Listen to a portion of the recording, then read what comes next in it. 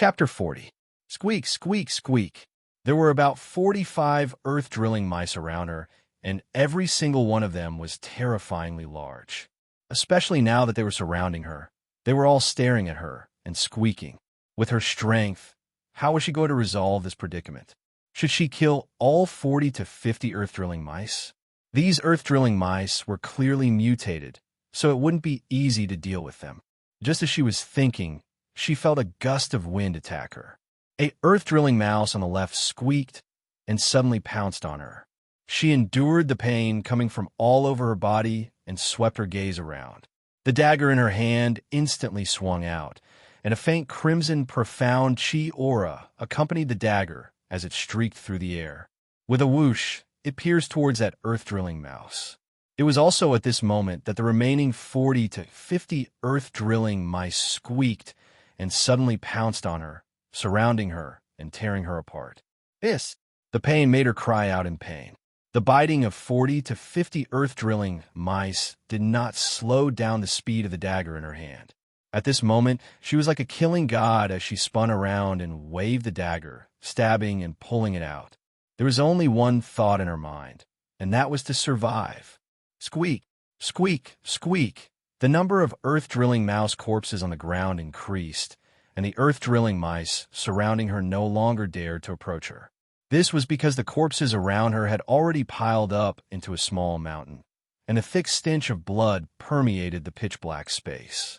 As for her, her body was dripping wet and warm. It was her blood, and also the blood of those earth-drilling mice. Come on, don't dare to pounce on me anymore. Her voice was cold and evil, and her gaze was sharp and cold as it swept across the retreating earth-drilling mice. The bloodthirsty, murderous aura and the fresh blood all over her body made her look like a killing god bathed in blood. Just her terrifying, bloodthirsty aura alone was enough to make the remaining earth-drilling mice not dare to come forward. Don't dare? I haven't killed enough yet.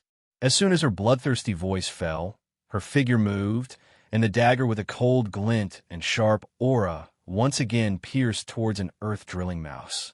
Her speed was so fast that it simply did not allow it to dodge. Squeak! A mournful scream rang out, and a stream of blood splattered out. Another earth-drilling mouse died under her dagger. Creak, creak! The remaining dozen of them screamed and fled into the caves in panic. She pursed her lips and glanced at the caves. Then, she walked towards the direction where the breeze came from. Step by step, she left behind footprints. Every step left behind a drop of blood. After walking for nearly an hour, the first thing she heard was the sound of flowing water. Then, it was the gradually brightening light. Due to the flowing water, the air became a little more humid. At this moment, her entire body was in unbearable pain, but she still gritted her teeth and walked step by step until she arrived at the source of the flowing water. It was a deep pool. The bottom couldn't be seen, but it was extremely clear. The water was flowing, it was just that no one knew where it flowed to. However, there was no road in this area. The light was slanting down from above, as if they were at the bottom of a deep valley. The cliffs were covered in moss due to the gentle flow of water, and there were some vines hanging down from the surroundings. She retracted her gaze after a single glance. What she needed to do now was not to leave this place, but to heal her injuries. If he didn't treat the wounds caused by the burrowing rats, he was afraid that they would become infected. Fortunately, there was a deep pool here. Chapter 41. She narrowed her eyes and felt the bone-chilling coldness of the pool, as well as the waves of pain from her wounds. However, after the pain, she felt very comfortable, as if a warm current was brushing past her body. A warm current? She suddenly opened her eyes and looked at her body in the water. At this moment, she sensed a faint aura surging on the surface of the water. It wasn't mystical energy, but pure spiritual energy. Looking at the deep pool filled with faint spiritual energy, she thought of those mutated earth-drilling mice. Was it because of the spiritual energy in this deep pool that they became so plump? But how could there be such a pure spiritual energy here? Just as she was deep in thought, the golden egg placed on the side suddenly moved and rolled into the pool without any warning. Splash! With a splash, the golden egg quickly sank into the water. She was shocked and grabbed the chinkoan pouch and dagger placed on the side before quickly diving down. She opened her eyes in the water and saw the golden egg slowly sinking. However, the deeper she went, the deeper the clear pool became. It was as if it was a bottomless pit filled with mystery. She was worried that she wouldn't be able to hold her breath if she dived any deeper. She was also worried that she would encounter something at the bottom of the pool if she dived any deeper. Thus, she increased her speed and dived deeper. When she saw that she was getting closer, she reached out to grab the egg. However, just as she was about to swim up with the egg in her arms, she caught a glimpse of what seemed to be a stone door covered in moss at the bottom of the pool. Although she was puzzled, she wasn't curious at this moment because she couldn't hold her breath. She quickly held the egg with one hand and swam upwards with the other. However, at this moment, the door at the bottom suddenly creaked open slowly. A strong suction force came from the door, like a whirlpool at the bottom of a pool, sucking her and the water into the door. Under the strong suction force, she couldn't avoid being sucked into the whirlpool and into the door.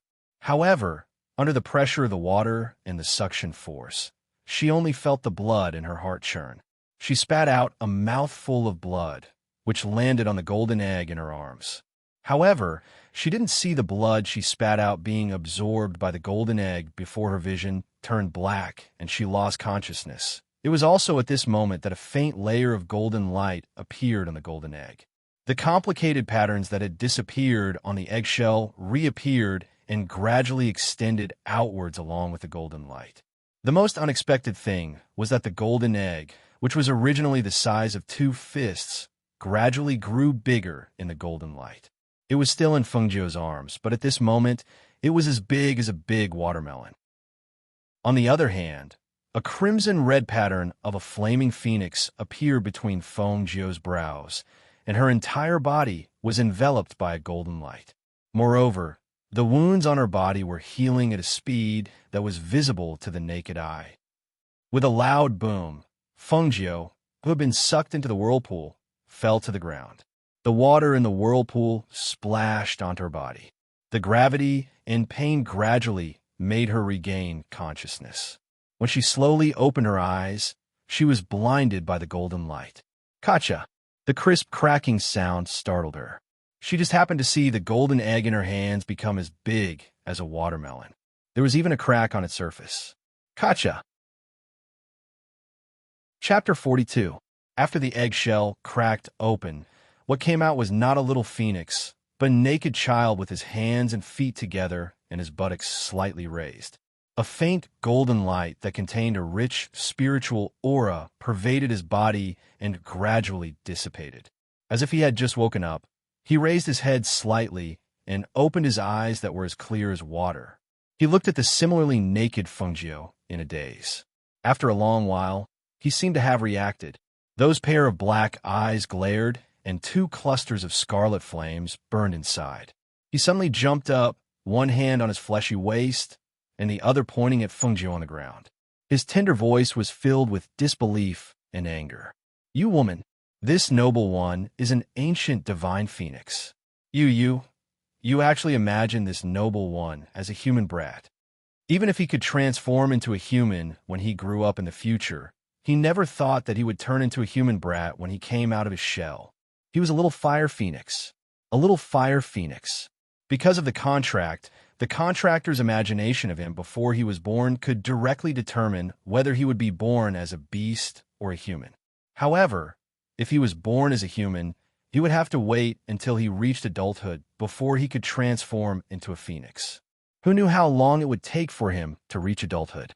Then before he reached adulthood, wouldn't he have to parade around like a little brat? The more he thought about it, the angrier and sadder he became. He wanted to cry, but didn't want her to see him make a fool of himself. He could only fiercely glare at the main culprit. Fengjiu was dumbfounded. A little brat really hatched from this egg? All right. Actually, when she received the egg, she had imagined what the phoenix that hatched from this golden egg would look like. Then, she accidentally recalled the cute appearance of a chubby little brat.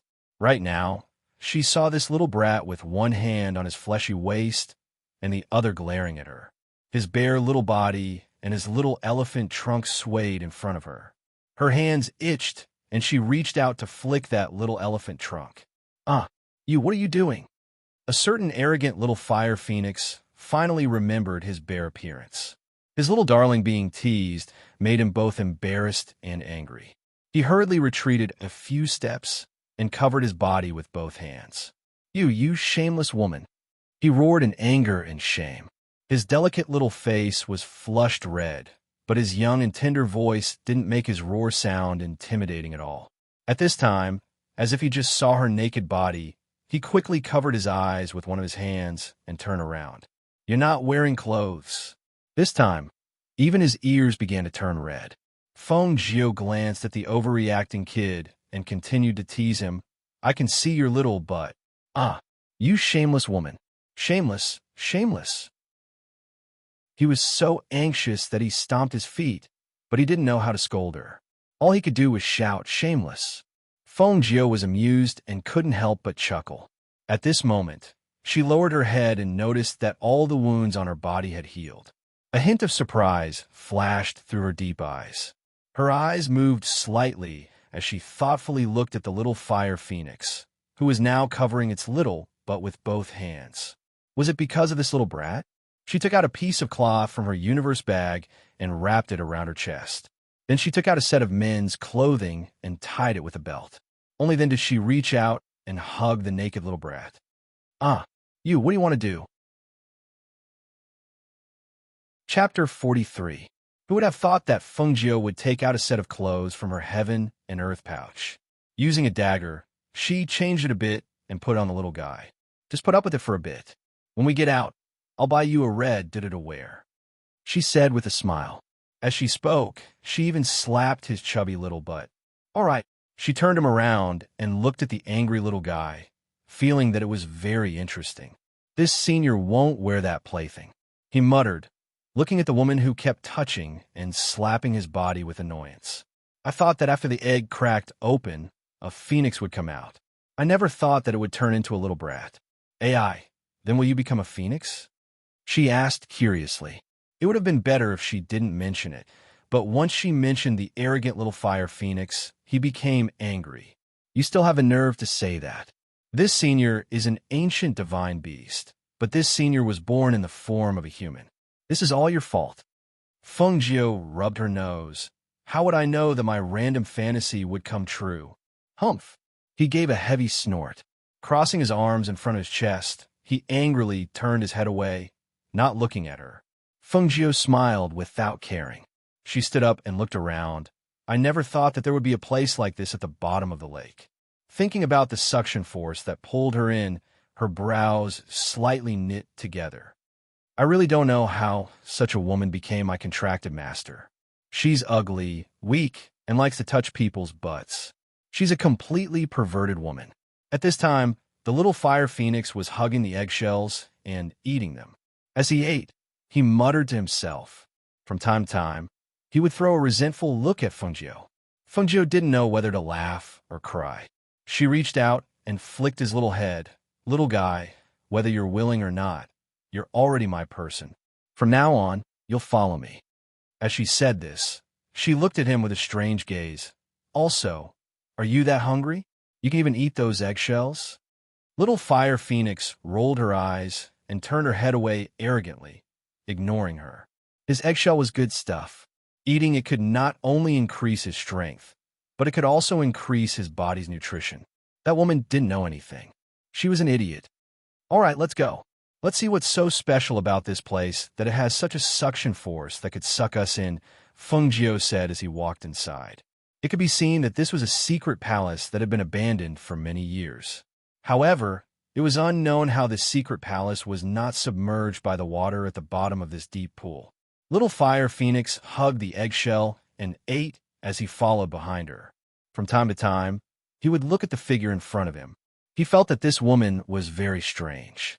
She was very weak, but she didn't panic even in such a place. "I've waited for so many years, and finally, someone has come. The heavens haven't forsaken me. The heavens haven't forsaken me. Ha ha ha. Suddenly, a deep and arrogant voice came from the secret mansion. The excitement in the voice caused a powerful pressure to vibrate and reverberate in the air. What was strange was that she didn't feel the slightest discomfort when she saw the powerful pressure that was visible to the naked eye rippling in the air like water. Was it because she had contracted with the ancient mythological beast, the fire phoenix? Thinking of this, she couldn't help but look at the little guy behind her who was gnawing on the eggshell.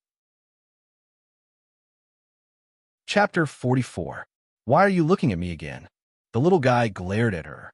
Feng Jiu smiled, then suddenly turned around and pinched his tender little face. What should I do if I like you more and more? Hearing this, the little fire phoenix's eyes widened in surprise. His delicate little face flushed red. He tried his best to look angry, but his expression was somewhat bashful, and his face was 3 parts shy and 7 parts uncomfortable. You don't think that I'll change my opinion of you just because you said that. You're an idiot. I won't like you. Also, don't touch me all the time. You're not like a woman at all. After saying that, he proudly looked away, not looking at her. Feng Jiu smiled. She felt that this little brat's awkward and shy appearance was really cute. Little girl, come here. Let me have a good look. That deep and arrogant voice resounded once more, and this time it was accompanied by a suction force that sucked Feng Jiu's entire body into it. Stupid woman. After eating the eggshell, the little fire phoenix was wiping his hands when he saw her being sucked in by a force. He couldn't help but cry out in alarm and quickly followed. Feng Jiu only felt that she couldn't move and couldn't even shout. In the blink of an eye, she was sucked in and arrived in front of a skeleton.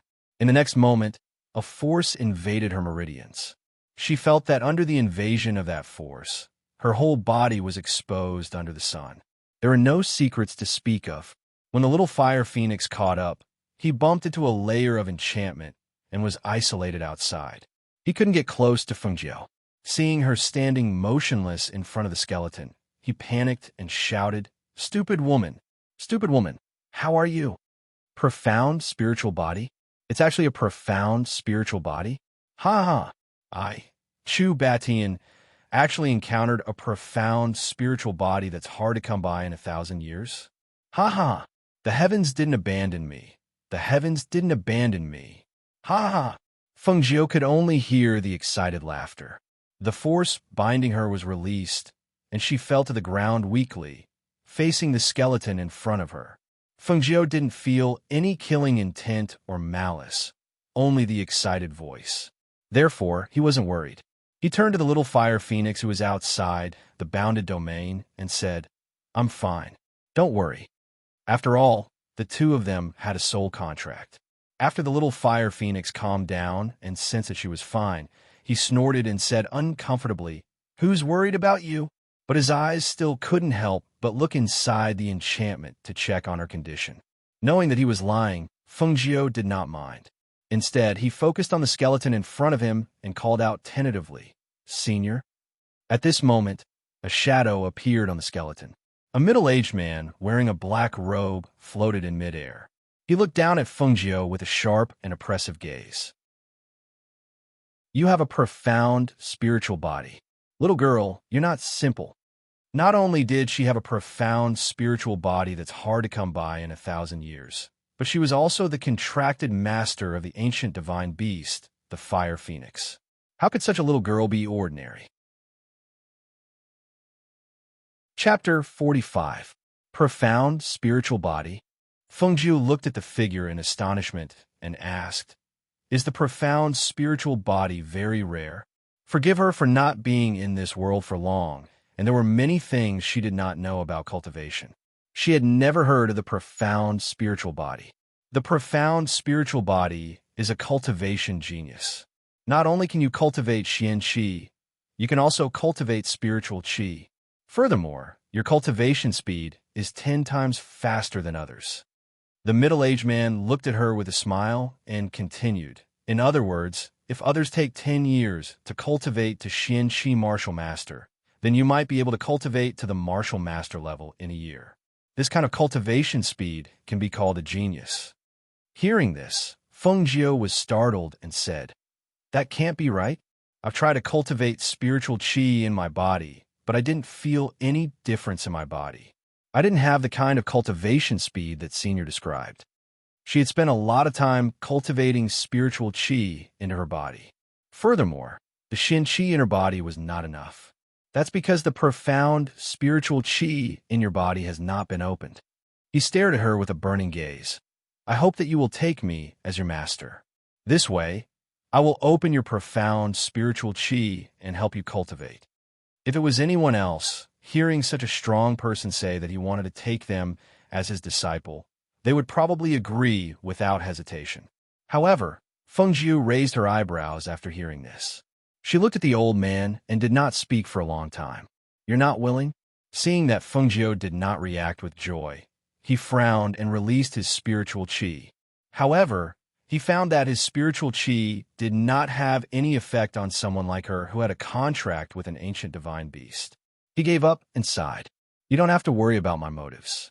I only hope that after you become my disciple, you can help me with 3 things. Hearing this, Feng Jiu thought for a while before saying, "Senior, please tell me. If it is within my ability and does not go against my style of doing things, I can agree." Hearing this, the middle-aged man laughed loudly. "Good. I see that you're also a casual person. Your temperament is somewhat similar to mine."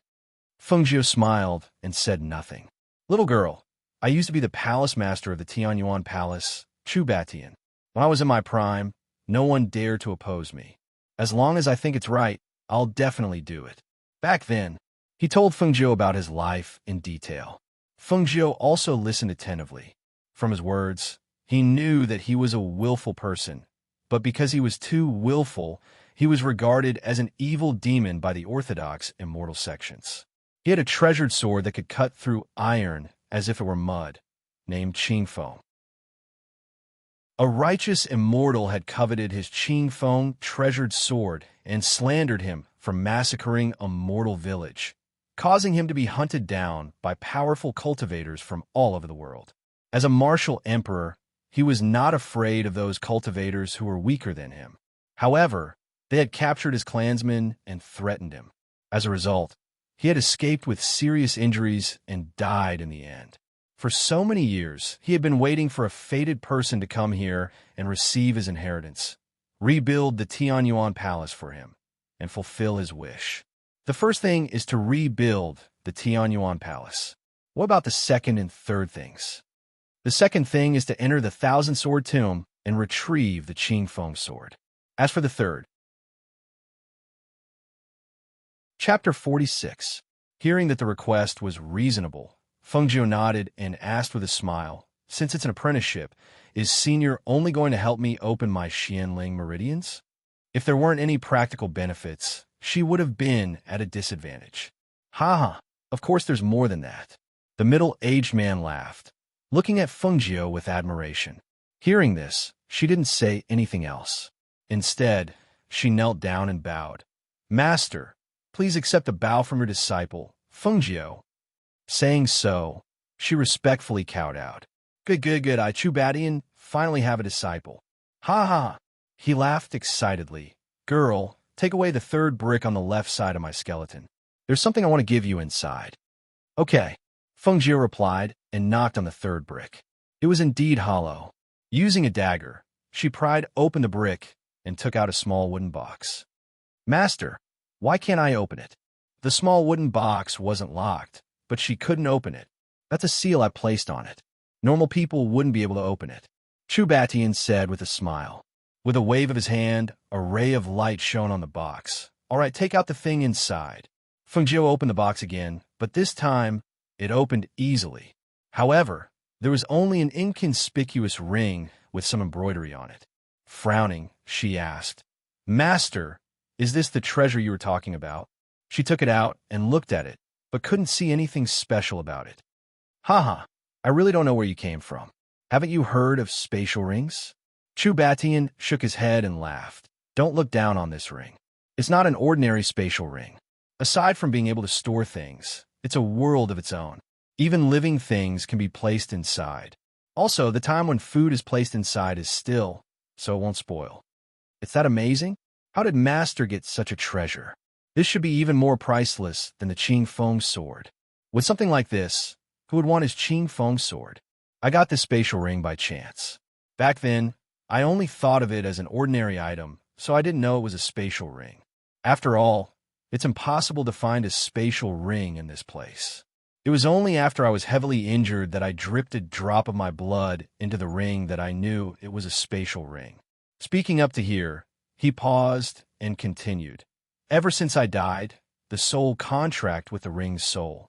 You only need to drip a drop of blood to bind it, and you'll be able to enter it. There are all the treasures and treasures that I've collected in my life. These are all the treasures I've left for you. I came to myself to enter the spatial ring. She thought. Chu Bation's right.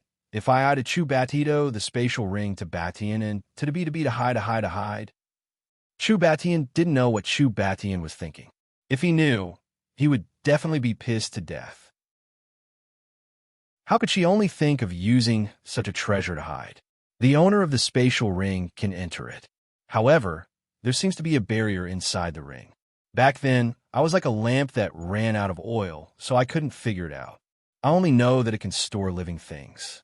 As for the rest, you'll have to slowly explore it in the future. Chapter 47. Hearing this, Fengjiu raised her head to look at him. Seeing that the shadow was gradually weakening, she stepped forward. She knew that this shadow was floating in the air because of the last strand of his essence blood and divine sense. Once that strand of essence blood and divine sense was exhausted, he would disappear from this world forever. Steady your mind and calm your heart. The process will be a little painful, but you must endure it. Chu Batian said in a low voice. Only then did he envelop her with the last of his essence blood. A visible light surged through Fengjiu's body, seeping into her meridians and expanding them. Pain. A heart-wrenching pain. All the meridians in her body were being forcefully expanded by a strong flow of energy. From small to large, it was as if they would explode at any time.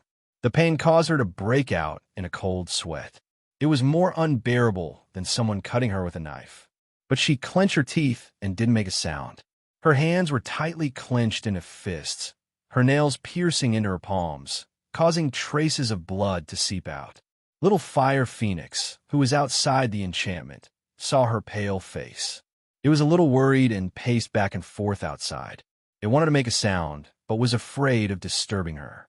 It could only watch her suffer the pain of her tendons expanding. About an hour later, the aura that had enveloped her finally dissipated, and she fell to the ground weakly, gasping for air. Seeing this, Little Fire Phoenix was a little anxious. He hurriedly shouted, "Stupid woman, how are you?" Fengjiu endured the weakness in her body and stood up. Looking at the shadow, she asked, "Master, how are you?" "I'm already an ancient person. I've been guarding the last of my essence blood and divine sense for a disciple like you. I have no regrets." Chu Batian looked at her and said, "Girl, before you're strong enough to protect yourself, you must remember to keep a low profile. Don't let anyone know that you have the profound spiritual body. Otherwise, you'll attract a fatal disaster. The world of cultivation is cruel. Even if you're a natural genius, you still have to grow up." "Yes, Master, I understand." She nodded as warmth flowed through her heart. "Master is unable to give you any pointers on cultivation. When you go back, carefully look at the cultivation methods in the space. In the future, I will find a master to give you some pointers. But you must remember, you must always be on guard against others. You must not let a second person know that you have a rare treasure." "Yes." She smiled. At this moment, she finally admitted that he was her master. "You won't be able to walk out of this deep pool. I'll send you all to the Thousand Sword Tomb in the end. After you find the Azure Edge sword, don't easily show it to others. Otherwise, the Azure Edge sword will also bring you trouble." He warned again. "Master, after entering the Thousand Sword Tomb, how can I find the Qing Feng sword?" The Thousand Sword Tomb is a place where swords are buried. However, not everyone who enters the Thousand Sword Tomb will be able to find a suitable sword. Swords have spirituality and will choose their own masters. The Azure Edge sword is even more so. He paused for a moment before continuing. However, you have a strand of my essence blood. This strand of essence blood can help you sense the location of the Azure Edge sword. However, whether or not you can obtain the Azure Edge sword's approval will depend on you. If you can't obtain the Azure Edge sword this time, in the future, you must take it out of the Thousand Sword Tomb. Yes, she responded and saw him wave his hand. The enchantment dissipated and the little fire phoenix ran in. Chapter 48. When Fengjiu regained her senses, she and little fire phoenix were already in the sword catacomb. As far as the eye could see, it was filled with swords, as well as the sharp sword aura in the air.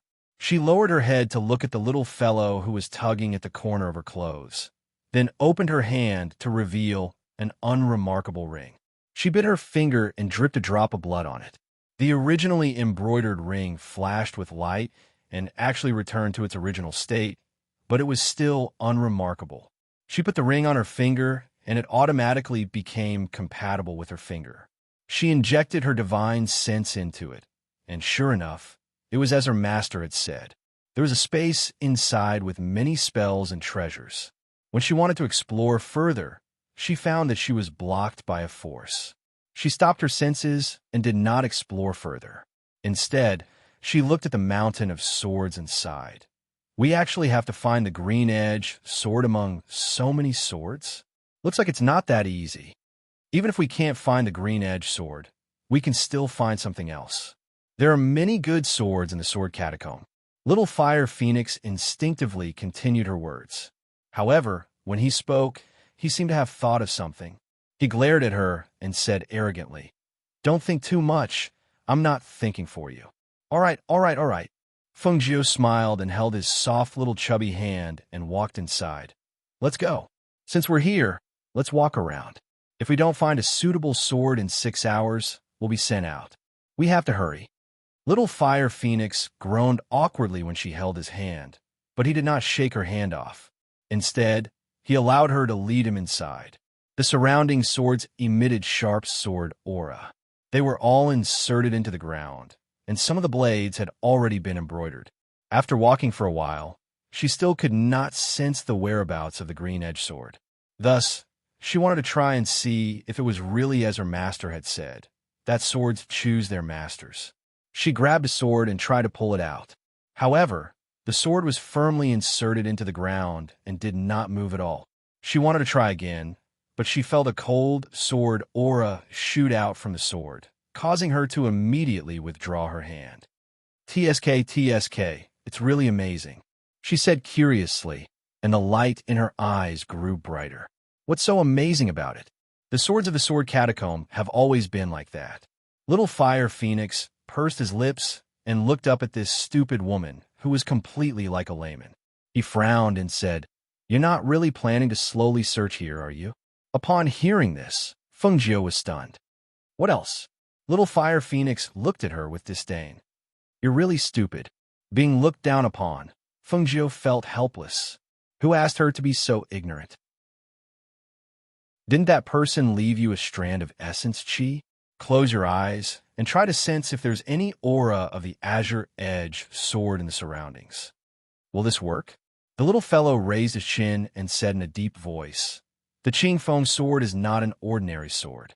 Furthermore, you have a strand of its previous owner's blood essence. Of course you can sense its location. I'll give it a try." She did as she said. Fengjiu immediately closed her eyes and did not think about anything.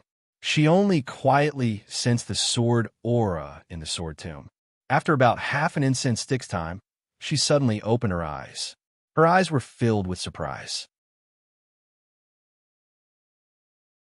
Chapter 49. She brought the little Fire Phoenix to the place where the Azure Edge sword's aura was emanating. It was a small mountaintop, and there were all kinds of treasured swords on it. The Azure Edge sword was at the very top of the mountaintop, and at this moment, there was a sharp sword aura floating on the sword, and a low sword hum entered her consciousness, causing her mind to tremble. Is it the Azure Edge sword? She stared at the sharp sword emitting a cold light at the top of the hill, and she felt her blood boiling. This feeling was very strange. Buzz! A sword hum was transmitted into her ears. Standing at the bottom of the hill, she saw the azure-edged sword at the top of the hill vibrating. The sword hum was emitted from the sword's body, as if it was howling excitedly. The sword aura on the sword's body became sharper until the azure-edged sword was pulled out with a whoosh and slashed down at her from the top of the hill. The little fire phoenix was slightly surprised at this scene. A spirit sword would choose its master, but it was rare to see a spirit sword like this that didn't even need her to pull it out.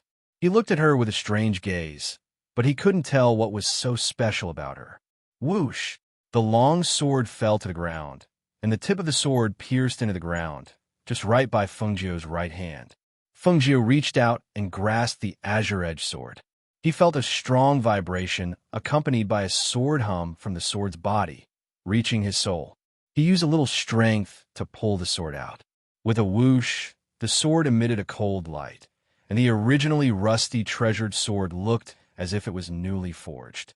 Seeing the sword's body emitting a faint green light, and the 3 words engraved on the sword's body emitting a layer of cold light, she couldn't help but praise, "What a good sword!" With a twist of her hand, she waved the sword, and the biting cold sword aura cut through the air, extremely sharp. Master must have never thought that the azure-edged sword would choose me as its master. She smiled lightly and put the azure-edged sword into her interspatial ring. Only then did she realize that it hadn't even been 6 hours, and they still couldn't get out. Since we can't get out now, why don't we find a place to sit for a while? It's a good opportunity for me to see what kind of books there are in the space. As she spoke, she led the little fire phoenix to a place where the sword chi wasn't so strong. Just as she was about to take out a book that could conceal one's aura from her space, she suddenly felt the little fellow's gaze on her face. She looked up and asked with a smile, "What's wrong?" Caught peeking, he quickly averted his gaze and averted his eyes in embarrassment, not daring to look at her. But he couldn't resist the curiosity in his heart, so he hesitated and asked, "Why are there so many scars on your face?" Now that he mentioned it, she remembered that she had been soaked in the water for a while. The medicine on her face had long been washed clean, revealing her scarred face. She reached out and touched her face. "A bad woman took a knife and scratched my face." Her tone was a little careless, but the coldness in her eyes was hard to detect. Little Fire Phoenix frowned. "Then you won't fight back?" "I can't beat her," she said with a smile. She thought to herself, she wasn't the same person back then. If it was her, she wouldn't have ended up in this state. "That's why you don't believe me when I say you're weak. But that's fine, as long as this lord is strong. This lord will protect you in the future." Chapter 50. Hearing his words, Fengjiu's eyes carried a smile as she reached out to pinch his tender little face. "Didn't you dislike me a lot? This sovereign does dislike you, but you're my person. This sovereign can bully you, but how could I let others bully you?" The little fellow spoke in a spirited manner, but it was a pity that his tender voice was so soft that it didn't have any power at all. "With your small body?" She raised her eyebrows and revealed a light smile. "You'll probably fall with a single push." Seeing that his strength was being doubted, he immediately stood up and loudly said, "This sovereign is the ancient divine beast flame phoenix. Although I'm still in my infancy, this sovereign has received an ancient inheritance, so my strength is very strong." Good, good, good. "Then tell me, what do you know?" She lightly smiled, a bit disapproving. After all, he was just a 3-year-old little brat. How strong could he be? Don't look at this sovereign's child appearance. This sovereign's strength is even stronger than a nascent soul cultivator. If it wasn't for that person's divine sense restraining the secret palace, that barrier wouldn't have been able to stop this sovereign. The little fellow slightly raised his chin, looking at Fengjiu with an expression that said, "I'm very strong." She couldn't help but slightly raise the corner of her lips as she looked at him with a gaze of worship. "So you're actually this strong?" "Of course." His face was full of pride, and his eyes were in high spirits. "But no matter how strong you are, you're still only my contracted beast. I'm still your master." She smiled as she reminded him of the fact that he wanted to forget. Sure enough, she saw his entire body wilt as he looked at her with hidden bitterness. That's right. Why don't you enter the space first? Otherwise, a little brat like you will definitely attract attention if you appear in the 9-volt forest. If those cultivators find out that you're the little fire phoenix, then it'll be terrible. Because when her master sent them over, he said that they would still appear in the 9-volt forest after leaving the sword tomb. Because they were originally under the 9-volt forest, he could only send them out of the water, but he couldn't send them out of the 9-volt forest. The little fire phoenix, who originally wanted to refuse, reluctantly nodded after hearing her words. Because her strength was too weak, and although he was strong, it would be troublesome if he went out and attracted attention. Good girl. Seeing him nod, Fengjiu picked him up and kissed him. Seeing his little face turn red and his shy expression, Fengjiu couldn't help but laugh. Fengjiu used his spiritual will, and the little fire phoenix entered the space. 6 hours later, a vortex appeared in the sky above the sword tomb, and then she was sucked into it. Where is this? She looked at the place where she suddenly appeared. It seemed like she was still in the 9-volt forest, but there wasn't a single person in the surroundings. Not even a single beast could be seen. It was so quiet that it was somewhat terrifying. Furthermore, it was already nighttime. Phew, it's cold. She rubbed her arms and thought as she walked through the forest. I wonder if Guan Shilin is still waiting for me there? After walking for a while, they suddenly heard the sound of fighting. Fight?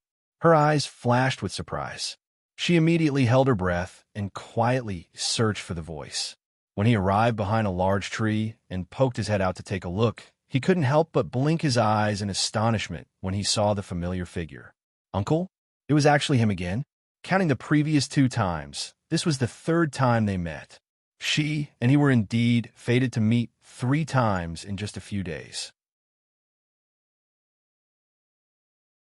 Chapter 51. She watched from behind the tree and was surprised to find that he was holding a long sword that was 3 fingers wide. The sword was sharp and murderous, and his whole body was filled with a breath that was visible to the naked eye. It was not Xian Qi, but spiritual qi. There was no doubt that he was a cultivator. However, there was something wrong with him now. Although he was trying his best to suppress it, what was the layer of white frost that condensed on his beard, eyebrows, and face if it was not frost? Frost? Why was there suddenly frost on his body? With a mournful scream, the last black-clothed man's chest was pierced by a cold sword. That black-clothed man half knelt down, blood flowing out of his mouth. His eyes were fixed on the last black-clothed man. He opened his mouth, wanted to say something, but no words came out. In the end, he fell down without even taking a breath. At this time, Ling Mohan's body was trembling slightly, as if he was frozen.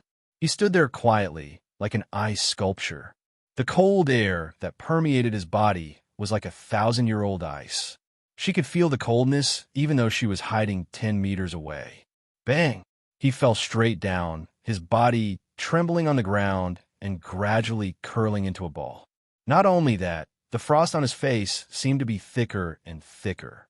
Seeing that the situation was not right, she quickly ran over. Uncle? Uncle, what's wrong with you? She came to his side and squatted down. She was about to help him up, but when she touched him, she felt a piercing cold. It's so cold. She instinctively retracted her hand and looked at the person who opened his eyes and looked at her with some astonishment. Why was he so cold? If it went on like this, wouldn't he be frozen to death? He just looked at her and closed his eyes again. His lips were gradually turning purple. Seeing that his situation was not good, she gritted her teeth and endured the piercing cold. She checked his pulse and could not help but be shocked. This is 1,000-year-old cold poison. She opened her eyes wide in astonishment, somewhat incredible. There was a cold energy flowing through his meridians. It was this extremely cold energy flowing through his body that caused him to be like this. Moreover, this extremely cold energy was clearly a cold poison. Moreover, it was not an ordinary cold poison, but 1,000-year-old cold poison. Suddenly, he heard a faint sound of movement in the night, as well as a murderous aura. Judging from a movement, there were no less than 20 or 30 people. Her eyes turned cold as she calculated in her heart. Seeing that there was no place to hide, she injected her profound chi into her finger and pointed it at his fainting point. In the next moment, she used her divine thought to bring him into her space. The moment the two of them disappeared, 30 men in black surrounded them with swords in their hands. The leader frowned when he saw the dead men in black. His voice was gloomy and filled with hostility. His aura was still here, just now. He couldn't have gone far when the frost poison flared up. Search. Yes. The black-robed men replied in unison. Then, they split into several groups and flew in different directions. At this time, in the space, little Fire Phoenix was glaring at Fengjiu angrily. She didn't expect that she would bring in a man who was emitting a bone-chilling aura. At this time, Fengjiu had no time to pay attention to him. He was busy using his chi to protect Ling Mohan's heart meridian. If his heart meridian was also frozen, then he would not be far from death.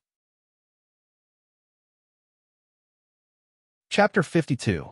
At this time, Fengjiu's face was no longer as lazy as it usually was. She put one hand on his chest, and with a serious look in her eyes, she said firmly, "He helped me. I can't let him die." Little Fire Phoenix was stunned by her expression and could only ask in a small voice, "How do you want to save him? This 1,000-year cold poison is something that even I can't help with." "No, you can help." Fengjiu suddenly revealed a meaningful smile. Hearing this, Little Fire Phoenix blinked his eyes and was a little curious. Just as he was about to ask what she meant, she unbuttoned his clothes, revealing his chest that was suffused with white frost. She injected profound energy into her hands and pressed on the acupuncture points on his body. "Come here." She suddenly stopped and looked at Little Fire Phoenix. What are you doing?" Although he didn't understand, Little Fire Phoenix still stood up and walked over to her side. Fengjiu gave him an unbelievably gentle smile, causing goosebumps to rise all over his body. But in the next moment, he let out a scream. My hand! My hand is bleeding. You woman, what are you doing?" He looked at her angrily, his heart full of grievances. "Lend me some of your blood. It's just a small wound. I won't need much blood." She pulled his little hand to Ling Mohan's lips and dripped the blood from her finger into his mouth. As soon as the blood of Fire Phoenix entered his mouth, the cold poison in his body gradually dissipated, as if it was being suppressed. His body surged with heat, and that heat eased his stiff body. His body, which was originally curled up into a ball, was no longer curled up. Is this sovereign's blood that useful? At this moment, he finally understood the meaning behind her previous words. Seeing that he had finally recovered, Fengjiu sighed and explained, "You are the ancient Fire Phoenix. Fire Phoenix's blood is the hottest. Naturally, it can suppress the cold poison in his body." As she spoke, she patted his little head and smiled. "Thank you so much. You helped me return the favor." Little Fire Phoenix turned her face away awkwardly, but she was very happy because of her words. "How long do you plan to keep him here? What if he wakes up? There are people chasing after him outside. I'll bring him out once those people are far away. His cold chi has been suppressed, so he should be waking up soon. With his ability, as long as he wakes up, he should be fine." Little Fire Phoenix didn't say anything else, and just as she said, Fengjiu brought him out and placed him on the grass after an hour. "Uncle, I've saved your life. I still have something to do, so I'll take my leave now." Seeing his eyelashes move slightly, she knew that he was about to wake up. She immediately used a strange footwork to rush into the forest. Not long after she left, Ling Mohan also woke up. The voice of the little beggar was still echoing in his mind. He looked at his recovered body in surprise and felt that the cold had been suppressed. He was shocked and looked around, but the little beggar was nowhere to be seen. As for Fengjiu, she was worried that the blockhead Guanxilin was still waiting for her there, so she rushed to the original place. When the sky was bright, she finally arrived under the big tree. Seeing that he was no longer there, she couldn't help but sigh in relief. "Looks like he's gone. That's good. I don't have to worry about him waiting here like a fool. Chapter 53.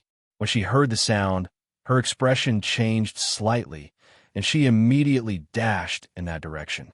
However, when she arrived and saw the scene, she was stunned. She only saw the man covered in blood, fighting with a fierce tiger with his bare hands.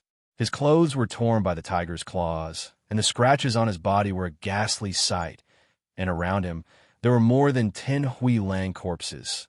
Just when she was shocked that he could kill more than 10 Hui Lang alone and fight with a fierce tiger, she saw him clench his fist, and a surge of dark force filled his fist. With a loud bang, he sent the fierce tiger, which weighed hundreds of kilograms, flying. Oh! The fierce tiger screamed and fell heavily to the ground, rolling a few times. Even the sound of its head being broken could be heard. Little brother, Guan Shilin, who turned around, cried out in surprise. He wiped the blood on his face and ran overexcitedly. Little brother, I thought something happened to you. Be careful. Before he could finish his words, his expression changed. He cried out in alarm and threw himself at him, pushing him away forcefully with both hands. He was so fast that Fengjiu, who had turned around after sensing the danger behind her, couldn't dodge in time and was pushed to the ground. "Awu! Hiss!" The fierce tiger's roar was accompanied by Guan Shilin's screams. "Little brother, run!" The sudden turn of events stunned Fengjiu.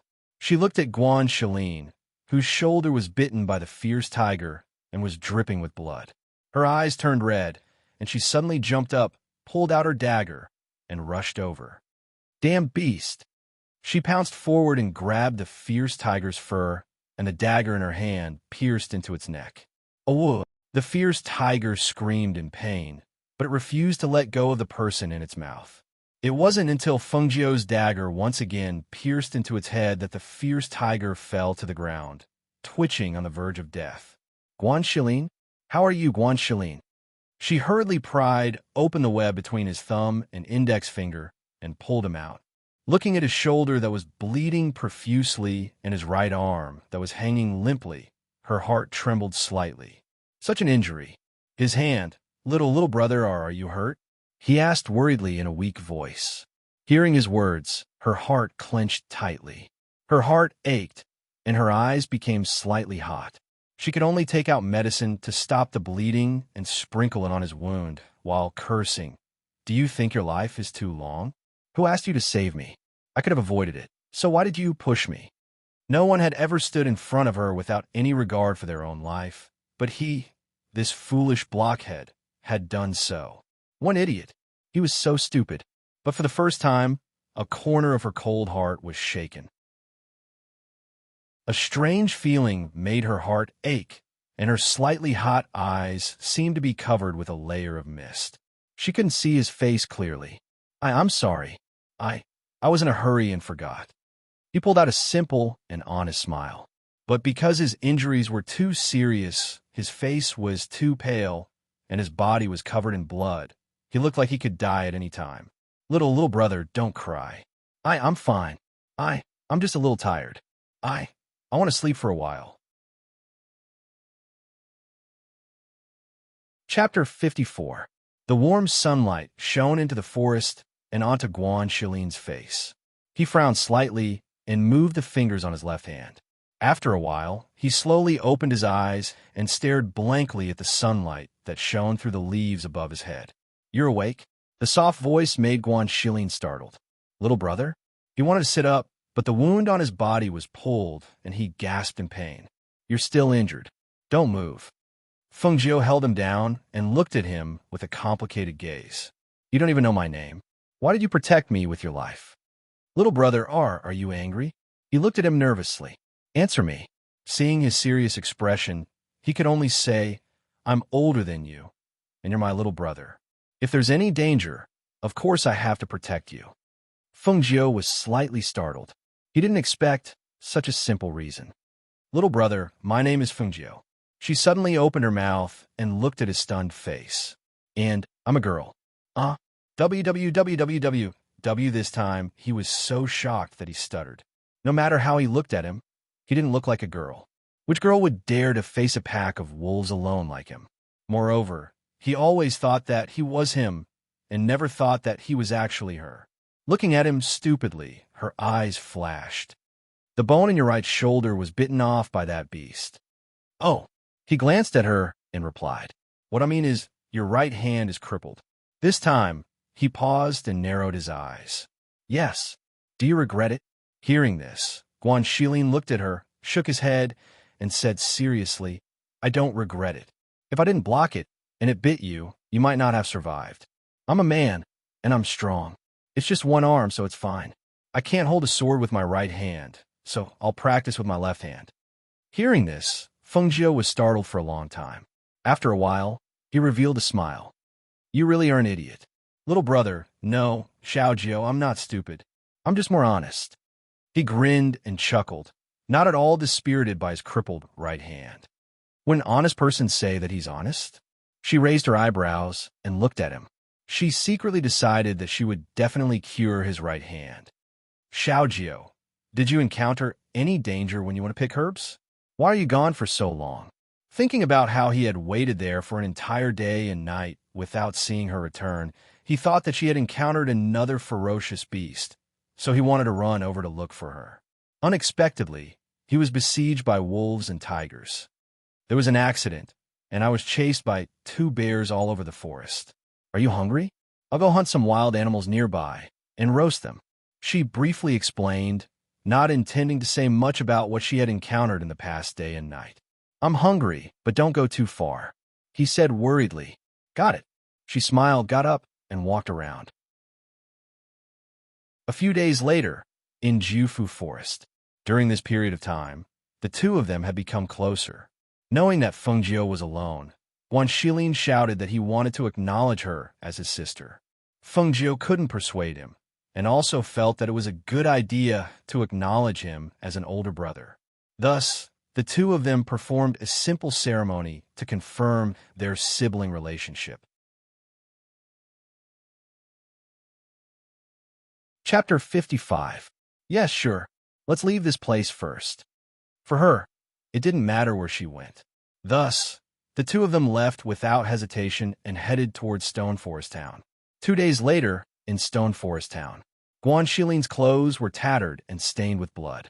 His handsome face was covered in black patches, and his muscular arms made him look like a savage. As for Feng Jiu, his white clothes had turned gray, and his face was smeared with medicine. He looked dirty and messy, no different from a beggar. When the two of them entered Stone Forest Town, they naturally attracted a lot of disgusted gazes. Even the people who passed by them avoided them as much as possible to prevent them from bumping into them. The atmosphere in town is really different.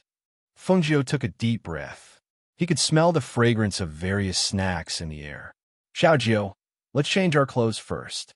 Otherwise, the inns won't let us in, Guanxilin said as he tugged at his tattered clothes. Okay, let's see if there are any ready-made clothing stores nearby. As she spoke, she looked around. Suddenly, her gaze fell on a certain spot. She pulled Guanxilin over and said, Over there.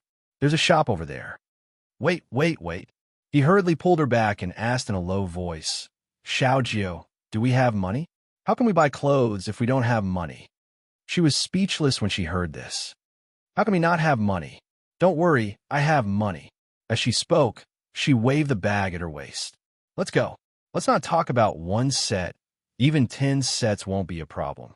After hearing that she had money, Guanxilin grinned. The two of them walked towards the ready-made clothing store together. Bro, you should wear this. It suits you. She picked up a black robe. The quality was not bad, and she let him try it on. Okay, I'll take this one. He had no objections. He took the clothes and walked inside. Not long after, he finished changing and walked out. Seeing that she was picking out men's clothes, he said, Xiao Jiu, why are you picking men's clothes? We're back in town now. Don't wear men's clothes. Wear a dress. Girls should wear dresses to be beautiful. When he was in the family, the girls liked to wear dresses, and they would buy more than 10 sets at a time. Therefore, he thought that his sister should also wear dresses and not dress like a beggar. Men's clothes are more convenient. As she spoke, she was about to hand the selected men's clothing to the shopkeeper, but he pulled her to the women's clothing section and called the shopkeeper over. "Come, help me take this, and that one down for my sister." Seeing this, Fengjiu didn't know whether to laugh or cry, but she gave up after thinking about it. Now that she was in town, she didn't have to wear beggar's clothes, so why not change back to women's clothes? "Give me those red sets," she said to the shopkeeper. The shopkeeper didn't expect this little beggar to be a girl, but he hurriedly took out the red dresses. "Do you have a veil? Give me a few more red veils." As she spoke, she picked out a few more sets for Guanxilin.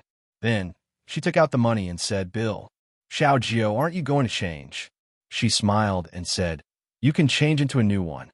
Mine isn't torn, but it's a little dirty. Later, I'll find an inn to take a bath first. Otherwise, it won't be comfortable wearing new clothes." That's true." He nodded and found an inn nearby with her. "Xiaojio, go take a bath first. I'll guard the door for you." Outside the guest room, Guanxilin took a step forward, intending to be the door god. Seeing his posture, Fengjiu couldn't help but laugh. "No need. This is an inn. I can just close the door. There's no need for you to guard the door for me. You should go take a bath too. I'm hungry. Wait for us to go out and find food." As she spoke, she pushed him towards the next room. Hearing that she was hungry, Guanxilin could only compromise. "Okay, remember to close the door. I'll wait for you here after I'm done." She replied, then turned and entered the next room. She closed the door and walked into the inner room where the water was already prepared. Perhaps because it was his first time being someone's brother, Guanxilin was very protective of Fengjiu, especially after he found out that she was a girl. After a quick bath, he dressed and left the room. He stood guard outside the door of the next room, which attracted many strange looks from the guests passing by. Fengjiu took a long time to take a bath. It took about an hour before the door opened from the inside. When Guanxilin heard the door open behind him and turned around, his eyes couldn't help but widen. Shock and disbelief appeared on his face. "Xiaojio?" and Fengjiu replied. Under the red veil, the corners of her lips curled up slightly, and a smile bloomed on her face. Although her face was disfigured, her figure was excellent. Her exquisite and graceful curves matched with the dazzling red dress made her look like a dazzling sun. She was so beautiful that people couldn't look straight at her. Her face covered by the red veil added a layer of mystery to her. She exuded a mysterious aura that made people's hearts itch to catch a glimpse of the beauty's face, but they couldn't see her face under the veil. The red dress on her body was charming and enchanting, but also unrestrained.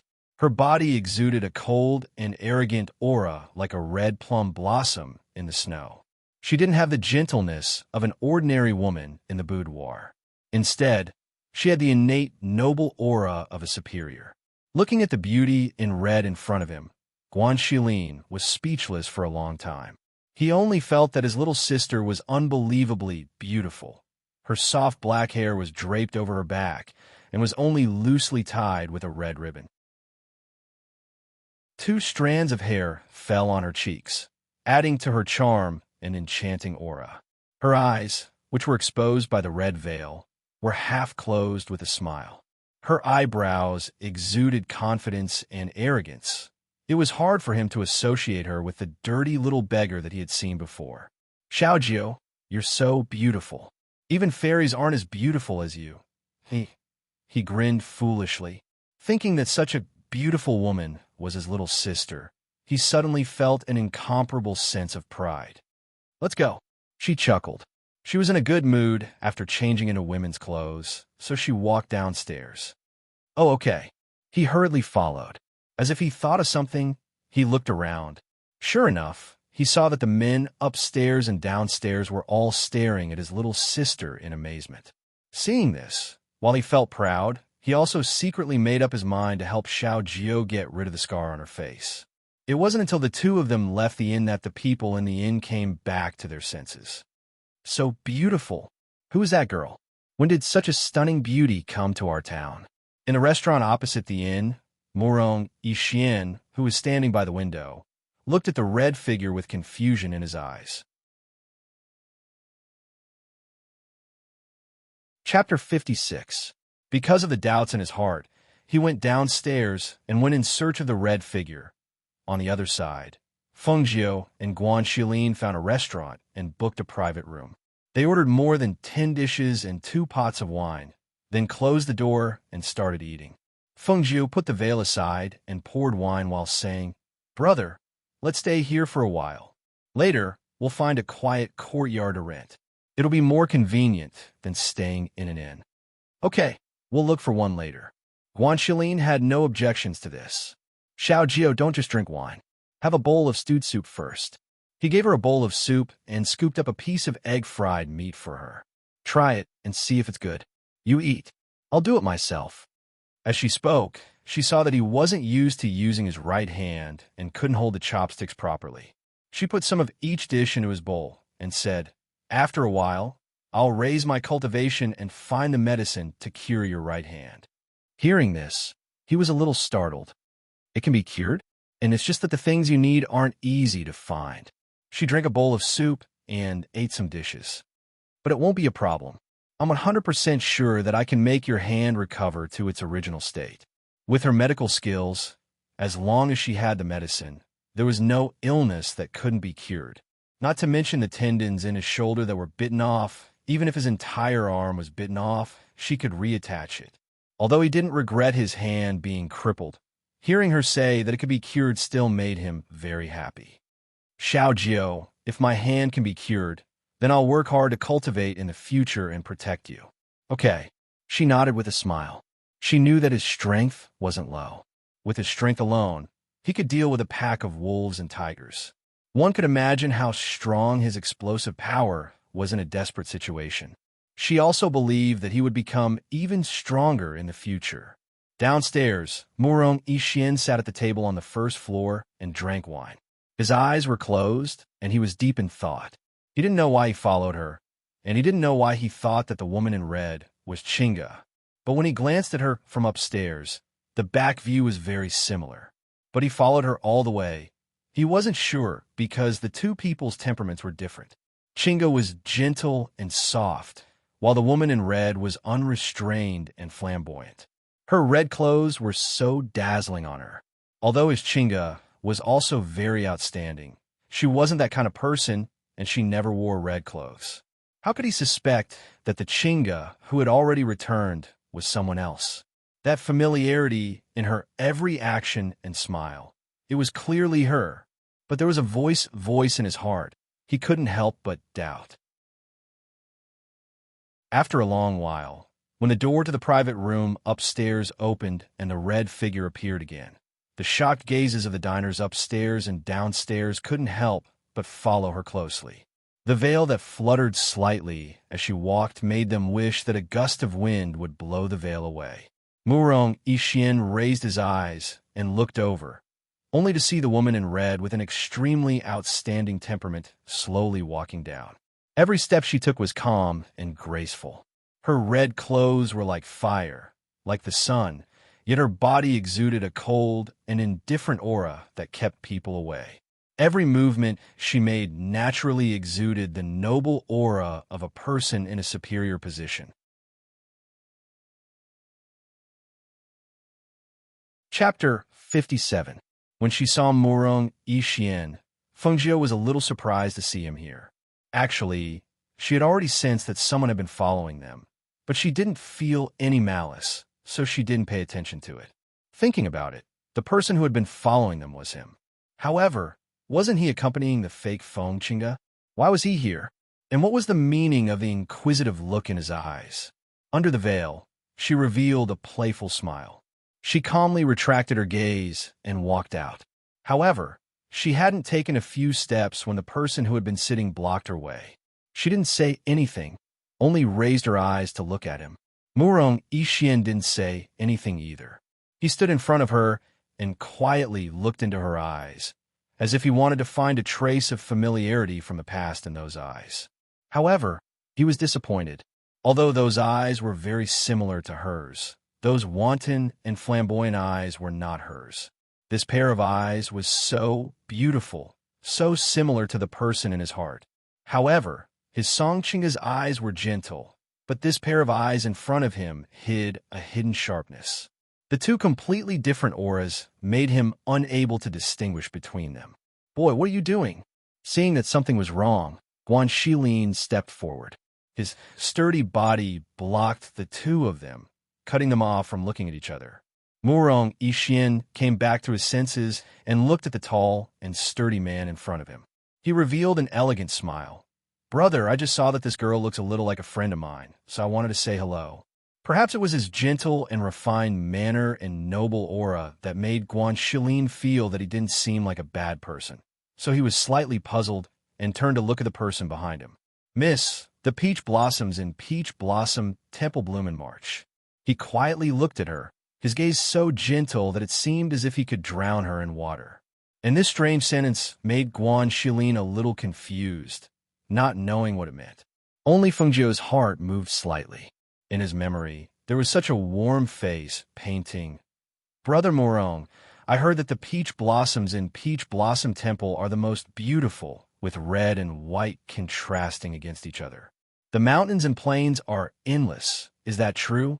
Under the peach blossom tree, a beautiful young girl raised her head slightly. Her eyes were filled with deep affection as she looked at the man in white beside her. The white-robed man's eyes were filled with tenderness. He reached out to hug the young girl beside him and said gently, "Yes, there are endless peach blossoms in the Peach Blossom Nunnery. When the wind blows, the sky is filled with pink petals like a rain of flowers. When the peach blossoms bloom in March this year, I'll take you to see it." When the peach blossoms bloom in March of this year, I'll take you to see them. A hint of surprise flashed through her half-closed eyes. Her heart suddenly felt a kind of bitterness and pain. She knew that it was the original owner's deep affection for Murong Yixin. The person was right in front of him, and the words seemed to have been spoken yesterday, but the person had already disappeared between heaven and earth. Murong Yixin's heart tightened slightly. His serene gaze fell on her half-closed eyes, wanting to see the abnormality in her expression. "The peach blossoms in Peach Blossom Temple bloom in March. I'll take my sister to see it. Why would I need you to remind me?" Guanxilin, who didn't know what he meant, said unhappily. He took Fengjiu's hand and strode out, exhorting, "Sister, let's ignore that pretty boy. That guy looks like a playboy. Peach blossoms bloom in March? I think he wants peach blossoms to bloom." Puffed. Chapter 58. To Fengjiu, Murong Yixuan was someone who cared deeply about Fengqinga. But to Fengjiu, he was just a stranger. She would only rely on herself for what she wanted to do. Even if this person was one of Fengqinga's most trusted people, she would not tell him the current situation. It was better to rely on oneself than to rely on others. Murong Yixuan stared blankly at the two figures as they left. Younger sister? That man said she was his younger sister? Then she was not Qinga? His heart suddenly felt empty. He was a little disappointed, but also a little relieved. Perhaps he was just overthinking everything. After all, his suspicions were so unbelievable. If his suspicions were true, wouldn't it mean that the Fengqinga who had returned to Feng Mansion was a fake? Even if he had some doubts in his heart and felt that she was not the real Fengqinga, how could her father and grandfather mistake her for someone else? Perhaps all of this was just a being paranoid. On the other side, Guanxilin and Fengjiu looked at a few courtyards. Finally, they settled on a relatively quiet courtyard. Its location was relatively remote, but it was quiet and had a good environment. On the same day, the two of them bought some daily necessities and moved in. After informing Guanxilin, she entered seclusion to practice. For 3 days, the tightly shut door was not opened. Guanxilin, who was guarding the courtyard, had been practicing using his left hand to wield the sword during these 3 days. His talent was not bad, and his explosive power was also strong. Originally, his left hand was out of practice, but now he was starting to get the hang of it. Although it was not as nimble as his right hand, he was gradually able to use his strength. In the room, Fengjiu, who was sitting cross-legged on the bed, placed her hands flat on her knees. Her body was surrounded by a layer of red qi that was visible to the naked eye. The qi in her body was running extremely fast.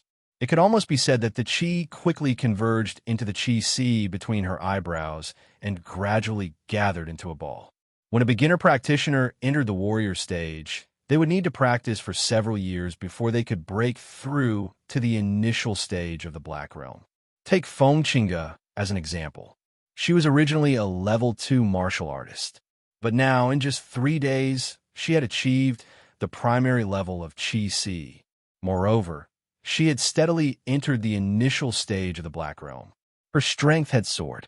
Warriors of the Black Realm already had some strength. For example, the middle-aged man at the martial master level she had met in the Nine Valleys Forest was equivalent to the main pillar of a family. Moreover, he was only a martial master who had reached the mid-stage of the Black Realm. Back then, when the martial master was in the mid-stage of the Black Realm, he was no match for her, let alone now that she had cultivated the Qi Si and entered the level 2 of the initial stage of the Black Realm. When she exhaled softly and slowly opened her eyes, little Fire Phoenix's surprised voice rang in her mind. "Stupid woman, the barrier in this space has been broken by this sovereign. Quickly come in and take a look." A trace of surprise flashed across her eyes, and with a thought, she flashed into the space.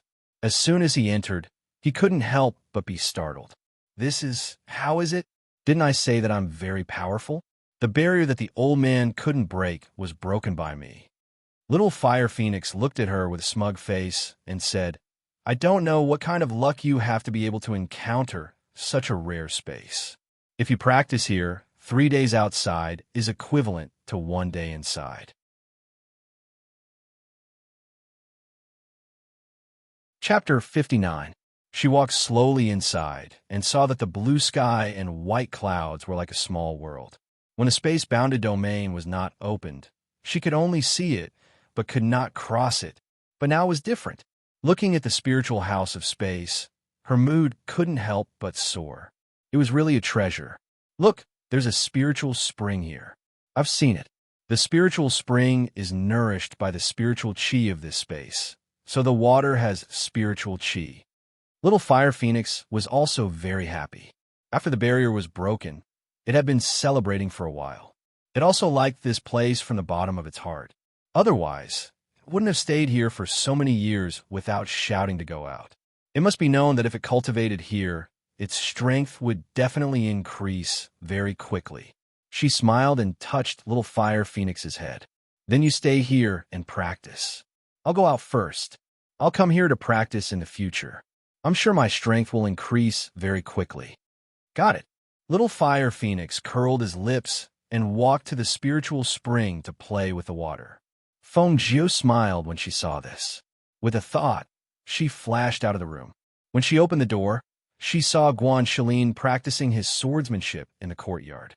She noticed that his left hand was a little stiff and not very flexible.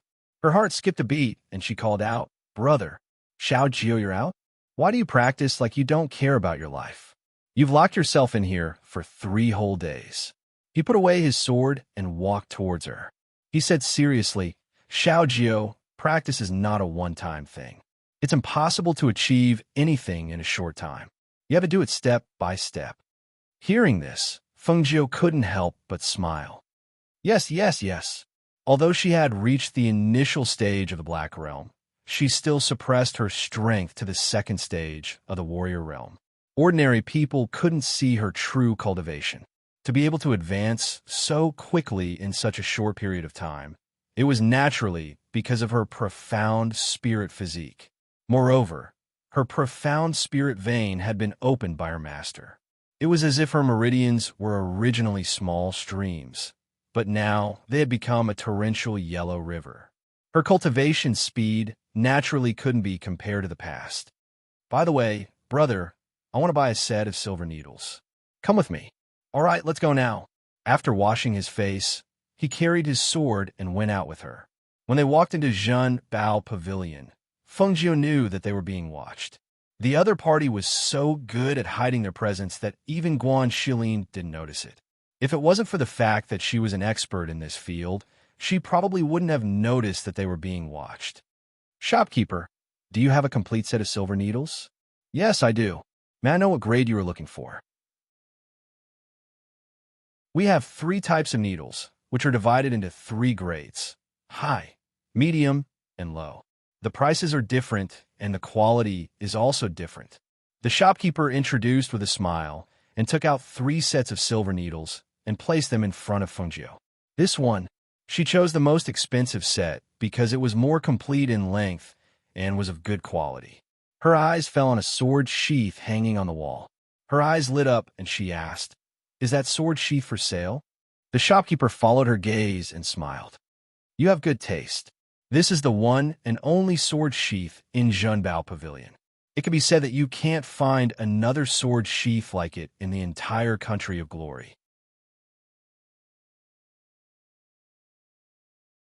Chapter 60. She took the sword sheath and looked at it, then said, "Bill, please."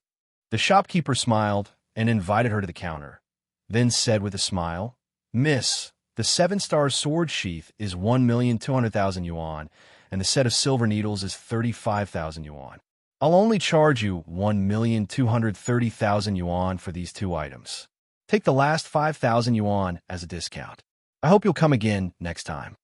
After Feng Jiu paid the bill, she put the 7-star sword sheath and the silver needles into her chinquin bag, then left with Guan Shilin. Seeing her use her chinquin bag, the shopkeeper was surprised. Chinquin bag? It seemed that the girl's family background was not ordinary.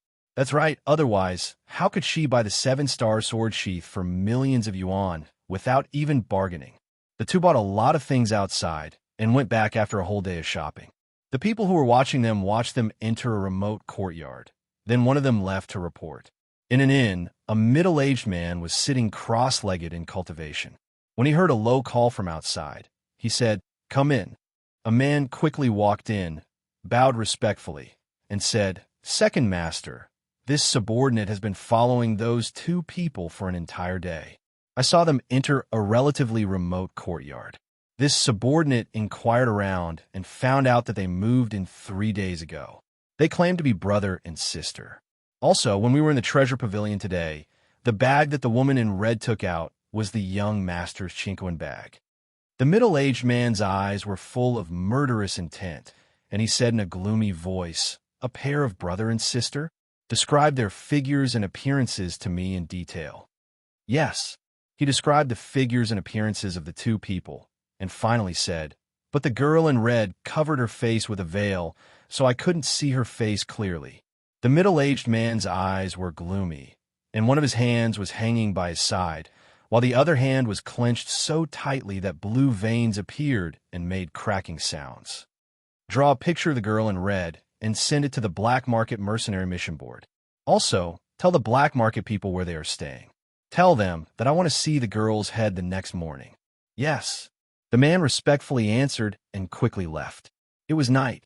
The night sky was pitch black, as if it was shrouded in dark clouds. Not a single star could be seen. Dressed in red, Feng Jiu was lying on the roof with one hand resting on his head and the other looking at the chinquin pouch in his hand. He muttered, "So there's a soul imprint inside. No wonder I was targeted even though I changed from a beggar to a woman's outfit." Keeping the chinquin pouch, she looked at the pitch-black night sky and sighed. This feeling, why is it so good? It's a dark and windy night, a night for murder. There is a hint of laziness in his nonchalant tone, as well as a hint of imperceptible anticipation. As the night deepened, Feng Jiu yawned on the roof, feeling a little drowsy. Until the second half of the night, Yunyang shyly peeked out from behind the dark clouds like a young girl, sprinkling the bright moonlight on the ground. 4 black silhouettes, holding long swords, rushed over with a cold, murderous aura. They quickly arrived outside the courtyard and leaped up. Just as they were about to jump into the courtyard, they were startled by a voice. "I've been waiting for you for most of the day." When the sleepy and lazy voice came, the 4 black-clothed mercenaries instinctively looked in the direction of the voice. Chapter 61. After being stunned for a moment, the 4 black market mercenaries revealed lustful expressions. "That's her. I didn't expect her to be even more enchanting and beautiful in person." That's right. It will be a pity to kill her like this. Why don't we? Another person rubbed his chin and chuckled. His ferocious gaze impudently sized up the enchanting figure in red. Even though they felt that the red-clothed woman was extremely stunning under the moonlight, and even though the other two were also itching with lust, they were even more cautious than the other two, especially when they saw her calm and graceful appearance. They felt that it was even more strange. A mercenary with a hideous scar on his face warned in a gloomy voice, "This woman is a bit strange. Don't let your guard down. It's better to just kill her and be done with it. She's just a woman." Number 3, you think too highly of her, one of the mercenaries said disdainfully. Looking at the enchanting woman in red fluttering in the night wind, he chuckled. "Just a woman like her. I can handle her myself." He stepped on the roof tiles with the tip of his foot and jumped to the opposite side. "It would be a pity to kill her. Let's have some fun first." He smiled evilly, leaned forward, and reached out his hand to grab the front of Feng Jiu's clothes as she sat lazily on the roof. At that moment, a cold glint flashed in Feng Jiu's narrowed eyes. She instantly reached out and grabbed the other party's outstretched wrist. Then, she forcefully bent her hand down. Crack! Hiss! The sound of bones breaking was accompanied by a mournful scream that pierced through the night sky, breaking the silence of the night. Almost at the same time, Feng Jiu, who was originally sitting, used the force to stand up. He lifted his foot and kicked fiercely. Using his profound energy, the tip of his foot accurately kicked the other's crotch. He couldn't make a sound. There was only a muffled groan as his body curled up in pain. His trembling legs made him kneel down with a plop. "Just this bit of strength?" She snorted coldly and released the hand that was holding his bowl. Instead, she grabbed his throat and broke his neck with a crack. She threw his body into the courtyard. Number 2. Several cries of surprise rang out. The three of them looked angrily at Feng Jiu. They were shocked by how swift her movements were. She was so fast that they didn't even have time to react. They could only watch as she killed their second brother. "Kill her." The older man's sinister voice was filled with ferocious hostility. As soon as his voice fell, he gathered his energy and leaped onto the opposite roof. The long sword in his hand carried a profound energy aura as it fiercely attacked. Warriors in the mid-stage of the Black Realm? She raised her eyebrows slightly. She did not think much of their strength. Her hand moved, and the sharp dagger in her hand glowed with a cold, bloodthirsty light. She suddenly leaned forward, and when the tip of the sword was 3 inches away, she dodged to the side and raised the dagger in her hand. A muffled groan was heard, and the eyes of the mercenary beside her suddenly widened. His body stiffened, and he fell straight to the ground. The murderous aura emanating from the woman was even more intense than the black market mercenaries, causing them to feel fear in their hearts. Run.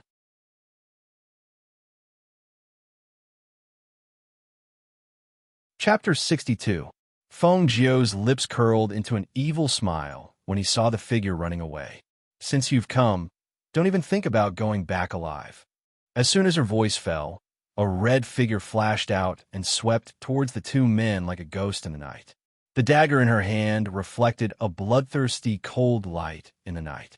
In the next moment, her figure swept past the two men, and blood splashed out. The two men who were running away instantly froze and fell straight into the courtyard. Bang, bang.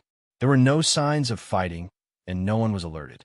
The 4 black market mercenaries died quietly at her hands. Feng Jiu stood against the wind and squinted at the 4 corpses in the courtyard. His eyes moved slightly. In addition to practicing dark force, a profound warrior also needed martial arts techniques. Only by combining the two could a profound warrior's strength be unleashed. Her chi had already reached the initial stage of the Black Realm. Plus, she was good at assassination and fighting. Dealing with these profound warriors in this small town was not a problem. However, if she left this town, she would need to improve her strength again. Otherwise, if she met someone stronger than her one day, she would only be at their mercy. Jumping into the courtyard, she walked over to the corpses and rummaged through them. She only found the same black heart on each of them. On it were the words, "Black Market Mercenaries." Black Market. she murmured in a low voice, searching for information about the black market in her mind. However, Feng Xinga obviously did not come into contact with this kind of thing in the past. There was very little information about the black market in her mind. It seems that I need to go take a look at the black market. She smiled and took out the medicinal liquid she had concocted in the afternoon from the space and sprinkled it on the 4 corpses. With a sizzling sound, the 4 corpses emitted white bubbles and light smoke and quickly turned into a pool of blood. Only the wrinkled black clothes were left there the next day. Guan Shilin rubbed his neck and walked out. He wondered why he had slept so soundly last night. When he looked up, he saw Feng Jiu practicing soft fist techniques in the courtyard. He couldn't help but grin. Xiao Jiu, this fist technique isn't supposed to be practiced like this. As he spoke, he came to her side and steadily got into a horse stance. Look, when you're boxing, you have to be steady. You have to clench your fists tightly and punch with force. You have to shout out loud so that all the strength in your body will be channeled into your fists. Only then will your fists be powerful. If you're like you, you'll be knocked down with one punch. At this moment, he seemed to have forgotten how fearless she was when she faced the wolf pack alone, and how ruthless she was when she reaped lives like an Azura. He only remembered that she was a girl, a 15-year-old girl. Even if she had a fierce and strong side, in his heart, she was just a little sister that needed his protection. Hearing his words, Feng Jiu couldn't help but laugh. Brother, that fist technique of yours is for a man to practice. It uses strength. My fist technique uses borrowed force to counter force. It uses 4 tails to lift 1,000 caddies. As she spoke, she seemed to remember something and asked, Brother, I remember you said that you're practicing your Guan family's technique, right? That's right, it's the Guan family's technique. Xiao Jiu, do you want to learn it? Brother will teach you. She smiled and shook her head. No, I have a scroll that's very suitable for you to practice. She handed him the universe pouch that had already been removed from her soul imprint.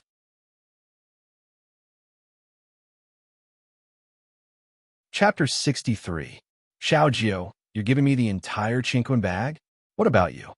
Guan Shilin opened the Qingquan bag and saw that other than a scroll with the flaming dragon tiger technique written on it, there were also many valuables and some bottles. He could not help but ask, why are you giving me so many things? He took out the scroll, and his eyes widened. Heaven-level mental cultivation technique. I'm not mistaken, am I?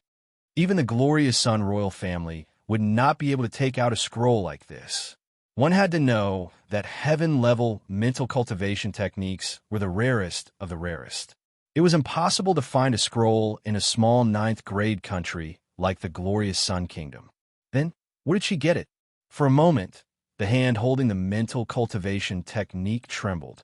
He was excited, but it also burned his hand. He was actually lucky enough to see a heaven-level mental cultivation technique. It was unbelievable. That's right, it's a heaven-level mental cultivation technique. This mental cultivation technique is also used to cultivate strength. It's just right for you. She smiled and said, Your hand is unable to practice martial arts or swordsmanship now. Don't practice it for now. Use this time to memorize the mental cultivation technique. I'll give you a heaven-level martial technique after that. This mental cultivation technique was naturally found among the things her master gave her. Last night, she felt that this mental cultivation technique was suitable for him, so she took it out. I can really practice it? He looked at her with sparkling eyes. Of course. She nodded. If there's anything you don't understand, you can ask me. All right, then I'll go back to my room to practice the mental cultivation technique. He felt a little light with the mental cultivation technique in hand and could not wait to go back to his room to practice. Feng Jiu smiled when he saw this. He practiced Tai Chi for a while to loosen up his muscles and bones before returning to his room to practice. For the next few nights, mercenaries from the black market would visit their little courtyard almost every night. However, none of them returned, and Guan Shilin knew nothing about all this, because Feng Jiu would use silver needles to loosen up the veins in his right hand every night. Finally, he would hit his acupuncture point to make him sleep until dawn a few days later, Fengjiu set up a maze formation in the courtyard. After giving instructions to Guan Shilin, he left for the black market. At the same time, the middle-aged man who had been waiting at the inn for several days without any news got up with a gloomy face and walked towards the black market while cursing. "Useless trash. You can't even handle a woman." When he cursed, it was obvious that he had forgotten the fact that he was no match for Fengjiu. The black market was an underground trading house. Not only were there rare and precious medicinal herbs, but there were also medicinal pills, weapons, and other things that cultivators needed. In the black market, there were martial arts arenas. Martial arts arenas were used as battle arenas. Martial arts arenas were used to earn money and become famous. On the other hand, the mercenaries were ferocious outlaws.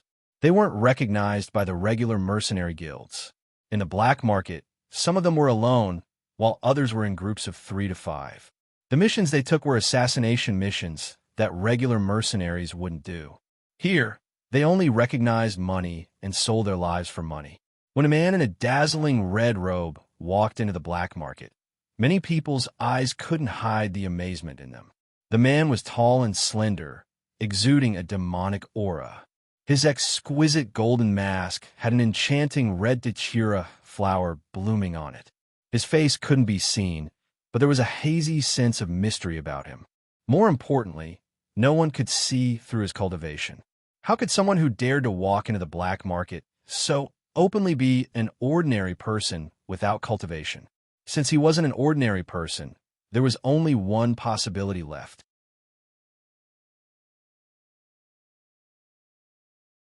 Chapter 64. Under everyone's curious gazes, an old man in gray walked forward with a smile and bowed. "Greetings, Your Excellency. I'm the deputy manager here. My surname is Zhu. How may I be of service to Your Excellency?" After looking around, Fengjiu looked at the manager in front of him and said, "Give me a private room where I can watch the battle in the arena." Hearing this, the assistant manager smiled and said, "Sir, please follow me. The arena is just ahead." He led the way and brought Fengjiu to the private room on the second floor of the arena. "Sir, please take a look and see if you're satisfied." He opened the window and stepped aside. Fengjiu walked forward and saw that there was a rectangular arena below. Other than the rows of seats on the first floor, the second floor was filled with private rooms. The 2 floors could hold almost 1,000 people. At this moment, there were 2 ancient martial art practitioners fighting in the arena. The scene was very intense, and the cheers of the audience were louder than the other. "We are a branch city and only have one arena. Therefore, there's only one Huang ranking here. If you come to Yinhua City one day, you can come to the main city of our black market to take a look. Only the main city has the Xian, Di, and Tian ranking lists." Seeing that Fengjiu did not say anything, the manager smiled and said, "If you're interested, you can also bet on the winner. The odds are 1 to 10. After looking at it for a while, Feng Nine withdrew her gaze with interest. She looked at the steward beside her and asked, "Do you have an inspector here?" The manager was stunned for a moment and then nodded. "Yes. What do you want to test?" "Medicine." Hearing this, the steward's face became a bit more serious. "Your Excellency, please wait for a moment. This old man will go and ask the inspector to come over." After saying that, he bowed and left. The moment he closed the door, the manager looked back at the room thoughtfully and then left quickly. After about half an incense stick's worth of time, Manager Zhu came back with 2 old men. After entering the door, he introduced them to Fengjiu with a smile. "Your Excellency, this is the manager of our black market. His surname is Dong, and this is our pharmacist, Elder Deng." The 2 men who entered the room quietly sized up the people in the room. Dressed in red, he was sitting by the window with one hand supporting his head as he looked at the arena below. His golden mask had an enchanting hell flower blooming on it. His entire person was filled with a kind of evil and charming aura, but this aura also had an unattainable noble aura, which made people feel reverence for him involuntarily. When he heard the sound and looked back, his eyes were as deep as a bottomless abyss, with 3 parts laziness and 7 parts sharpness. Just by looking at him face to face, The two of them knew that this red-clothed man was not simple. "Greetings, Your Excellency. May I know what kind of medicine Your Excellency wants to test?" Medicine was something that only pharmacists could concoct. Not to mention their small town, it was rare even in Yunhua City. Therefore, when he heard that someone wanted to test a medicine, he hurried over.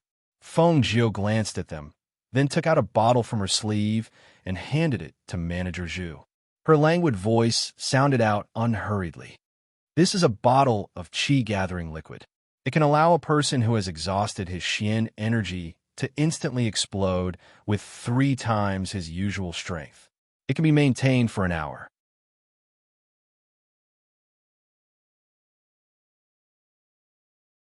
Chapter 65. Can this really make a person who has exhausted his qi instantly recover and unleash 3 times his strength? Even Elder Deng's voice was trembling. He stepped forward and took the potion. His heart was filled with incredible excitement. Feng Jiu didn't say anything because she caught a glimpse of a familiar figure walking below from the corner of her eye. Wasn't that the person she was looking for? Her lips curled up slightly, and a strange smile flashed across her eyes. She watched him sit down in the front row and call over a man from the black market. She didn't know what they were talking about. The attention of the 3 people in the room was currently focused on the bottle of medicine. The 2 managers watched as Elder Deng opened the bottle cap and sniffed the medicine inside. However, they saw that he didn't do anything for a long time. Manager Dong couldn't help but call out, "Elder Deng." Elder Deng smiled bitterly and looked at the 2 managers and Feng Jiu, who was leaning on the windowsill. He said, "I'm really ashamed. Although I'm a drug tester, I've never tested such a potion." What he meant was that he couldn't test whether Feng Jiu was telling the truth. Hearing this, the 2 managers couldn't help but be stunned. They had never encountered such a situation. "Who do you think will win, the girl or the big man?" Feng Jiu's voice suddenly came, startling the 3 people in the room. Hearing this, the few of them walked up to the arena on the first floor to take a look. They saw a 16 or 17-year-old girl fighting against a burly man. However, she was not a match for the burly man. At this time, she was already beaten to the point of death, but she still stubbornly tried to stand up. Manager Zhu glanced down and said, "She's only a level 6 martial artist, but her opponent is a level 2 initial stage warrior of the Black Realm. Of course, the big man will win. Moreover, it's obvious that he's exhausted and can't fight anymore." Feng Jiu smiled and shook her head. "No, she'll win." Her eyes fell on the girl who was still eager to fight. She said, "Take the potion down and let her drink it. Then the test results will come out." The eyes of the 3 people in the room lit up. That's right. This method was simple and direct. This way, they would be able to know if this medicinal liquid was really as miraculous as he said. Moreover, this medicinal liquid was drunk by the young girl in the arena who was unable to continue fighting. If she really won, it would be a living advertisement. "I'll take it downstairs." As Manager Zhu spoke, he took the bottle of medicine and hurried downstairs, heading towards the Colosseum on the first floor. "Colosseum, ha ha ha. Little girl, you should just admit defeat. Even if you cultivate for another 10 years, you won't be Laozi's opponent." Thinking of the 10 times the money he had won from him, he couldn't help but laugh out loud. The young girl spat out a mouthful of blood. She felt as if she had been run over by a carriage. She was in so much pain that she couldn't feel anything. She couldn't even muster a trace of strength. But she was unwilling to lose like this, unwilling to lose like this. He clenched his teeth and forced himself to stand up, but he fell back down again, causing the spectators to burst into laughter. "Admit defeat. Next match, next match. Don't waste our time."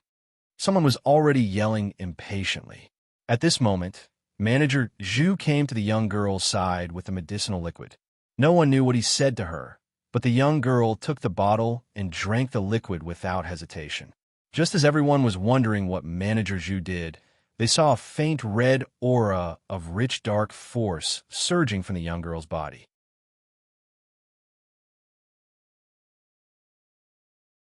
Chapter 66. All the spectators in the martial arts arena cried out in disbelief. Many of them stood up in shock as they looked at the young lady whose entire body was surging with profound energy. That profound energy aura that was visible to the naked eye couldn't be faked. The grandeur that she was emitting was even more real. However, just a moment ago, she was clearly unable to stand up, but in the next moment, her entire body was surging with profound energy that was even denser than before. If they hadn't seen it with their own eyes, they wouldn't have believed it. At this moment, in the martial arts arena, the young lady's eyes were filled with shock, surprise, and excitement. Both her hands were tightly clenched into fists. When she felt the profound energy within her fists, she abruptly raised her eyes to look at the startled man. The outcome hasn't been decided yet. As soon as her voice fell, her entire body exploded with a speed that was 3 times faster than usual as she swung her fist and struck out. On top of her fist, the surging profound energy aura formed an air wave that produced a whooshing sound. Under the man's incredulous gaze, the punch sent him flying 10 meters away. The strength of the punch and the ferocity of the grandeur made the spectators in the arena suck in a breath of cold air. The atmosphere froze for a moment, as if it couldn't recover from the shock. It wasn't until after a long while that the thousands of spectators in the martial arts arena stood up as thunderous applause and cheers reverberated throughout the arena. Compared to the spectators in the arena, manager Zhu was even more excited. He glanced at the martial arts arena where the outcome was about to be decided, then quickly walked back.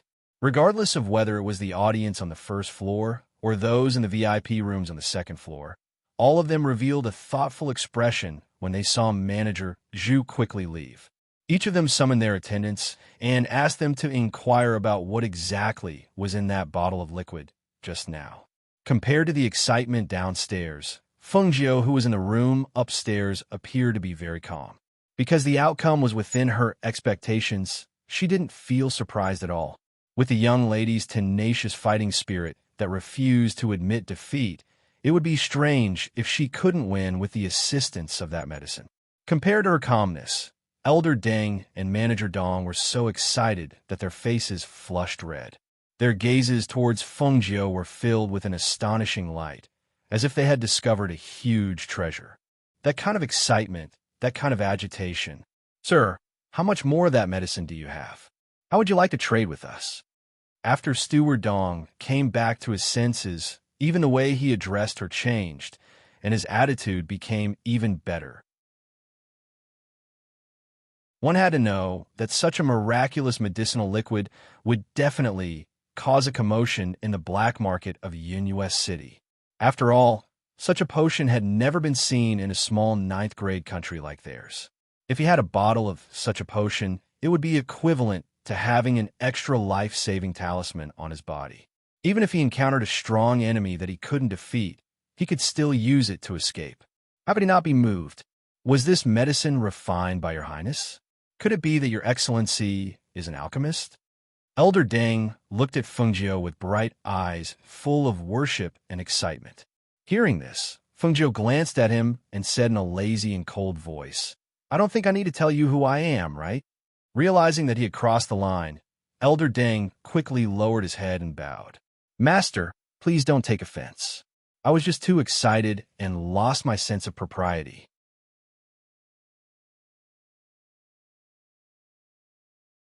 Chapter 67. After glancing at the two of them, she said, "I still have 2 bottles of medicine here, but I only plan to sell them at the auction price. Also, you cannot reveal any information about me." Hearing that there were 2 bottles, Manager Dong's eyes lit up and he smiled. "Although this is the black market, without your permission, we will not leak any information about you. You can rest assured." Feng Jiu nodded and said, "Also, I need you to help me find a few spiritual medicines." She paused and said, "When the time comes, I will give you a bottle of qi gathering liquid as a thank you gift. Of course, the price of the spiritual medicines will be calculated separately. I will not treat you unfairly." Hearing this, the two's eyes lit up and they hurriedly asked what spiritual medicines it was. Finally, Feng Jiu asked them to bring a pen and paper. She wrote down the spiritual medicines she needed and handed it to them. Sir, if he finds the spiritual medicines, how do we inform you? Manager Dong asked. Feng Jiu glanced at him. I will come again in a few days. You don't have to worry about this. She brushed her red clothes and stood up. Leaving the 2 bottles of medicine behind, she walked out. Sir, please wait. Manager Dong called out and hurriedly came to his side and handed over a token. This is the black token of our black market. It is a representation of our noble status. Please accept it. Hearing this, Feng Jiu reached out and took it. She kept it in her sleeve and then walked away. Seeing this, the 2 hurriedly sent her off after keeping the medicine. When they walked out, they saw Manager Zhu walking back with a smile on his face. Greetings, sir. Manager Zhu hurriedly bowed.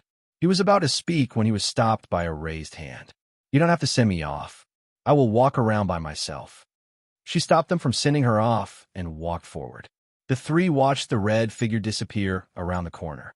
Only then did they withdraw their gazes. They gestured and returned to the room. Just now, many people have asked me what was in the bottle. Manager Zhu said excitedly. Although they did not say it explicitly, they are probably guessing that it is a medicine. After all, only medicine can have such amazing effects. Don't leak any information about that person. Just keep it a secret and report it to the higher-ups. Steward Dong said in a deep voice. Should we send a few people to follow them? No. Steward Dong shook his head. We still don't know the depth of his strength, but this person cannot be offended. If we send someone to follow him, I'm afraid he will be displeased. At that time, the gains will not make up for the losses. At this moment, Elder Deng, who had been silent all this while, suddenly spoke. I'm afraid that the spiritual herbs on the list are not easy to find. What do you mean? Manager Dong looked at him. Because he wasn't very familiar with medicinal herbs, he naturally didn't know the uses of the spirit herbs on the list. These are extremely rare in the country of Blazing Sunday. I'm afraid we'll have to collect them from other countries. He looked at the 2 of them, his gaze glowing with vigor. I can conclude that this one is definitely an alchemist. There's even a high possibility that he's an alchemist. What? The 2 of them exclaimed, Alchemist? Was it possible for such a noble existence to exist? Judging from his voice, he should still be very young.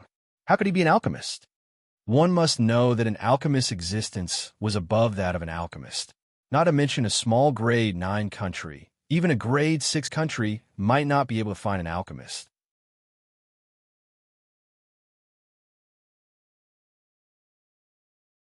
Chapter 68. I didn't expect her bounty to be in the top 3. TSK, what a surprise. Just as he was thinking, he suddenly heard a conversation. How did the woman in the portrait get into the top 3? Her bounty is 500,000? You just came back, so you don't know. No mercenary dares to take on this mission now. Why is that? Because every mercenary who took on this mission didn't come back alive. In less than half a month, many mercenaries have been killed by this woman. While the 2 of them were discussing, they looked at the man in red standing in front of the list and were a little surprised. One of them asked, Sir, are you going to give us a mission? After all, only the black market mercenaries could accept the missions on the list. Feng Jiu looked back at the 2 men and shook his head with a smile. From the corner of his eye, he saw that the middle-aged man had already walked out, so he followed suit. After he left, the black market mercenary lowered his voice and said, That man seems to be here for the first time. His aura is very intimidating. I wonder where he's from? Don't care where he's from. Let's go. I'll treat you to a drink. The other man clapped his hands and walked out. The middle-aged man, who was walking towards the inn, suddenly stopped and looked back. He couldn't help but frown. He quickened his pace and turned into an alley. He stopped and shouted, Who's there? Come out. A red figure walked out slowly and gracefully. She was still dressed in a dazzling red robe. Her black hair was tied up with a red ribbon. The only difference was that she was wearing a golden devil's snare mask with a blooming hellflower on it. Looking at the person who walked out slowly, his eyes narrowed. A guess flashed through his mind, but he quickly denied it. No, it shouldn't be that woman. The man in red in front of him was taller than the woman. It shouldn't be her. It's been a long time. Feng Jiu's voice was lazy, with a trace of ridicule, coldness, and a trace of killing intent. "It's you." After hearing that familiar voice, his expression changed slightly, and even his voice trembled a little. It was an instinctive fear that made him take 2 steps back immediately. His body tensed up as he prepared to defend himself. Before he even made a move, he was already drenched in cold sweat. It was no wonder that a martial master like him would be afraid of a martial artist like her. It was because he had fought with her before and knew how powerful she was. When he thought about how he had almost died at her hands and how his hand had been crippled by her, he could not help but feel a sense of fear in his heart. This was also the reason why he did not dare to deal with her directly when he went to the black market to kill her. Seeing his reaction, Fengjiu couldn't help but chuckle. "Since you're so afraid of me, why do you still want to kill me?" She slowly walked forward, step by step. "I'd almost forgotten that there was someone like you. Who would have thought that you would appear in front of me again?" As soon as she finished speaking, she heard movement behind her. She raised her eyebrows and looked back. She didn't know when a middle-aged man and an old man had appeared behind her. Their auras were vigorous, and their eyes were sharp. A powerful pressure was released from their bodies, and their killing intent overflowed, filling the alley. "Ha ha! You want to kill me? That depends on whether you have the ability." The middle-aged man's previous panic and fear disappeared, and his eyes were filled with excitement as he looked at the 2 people.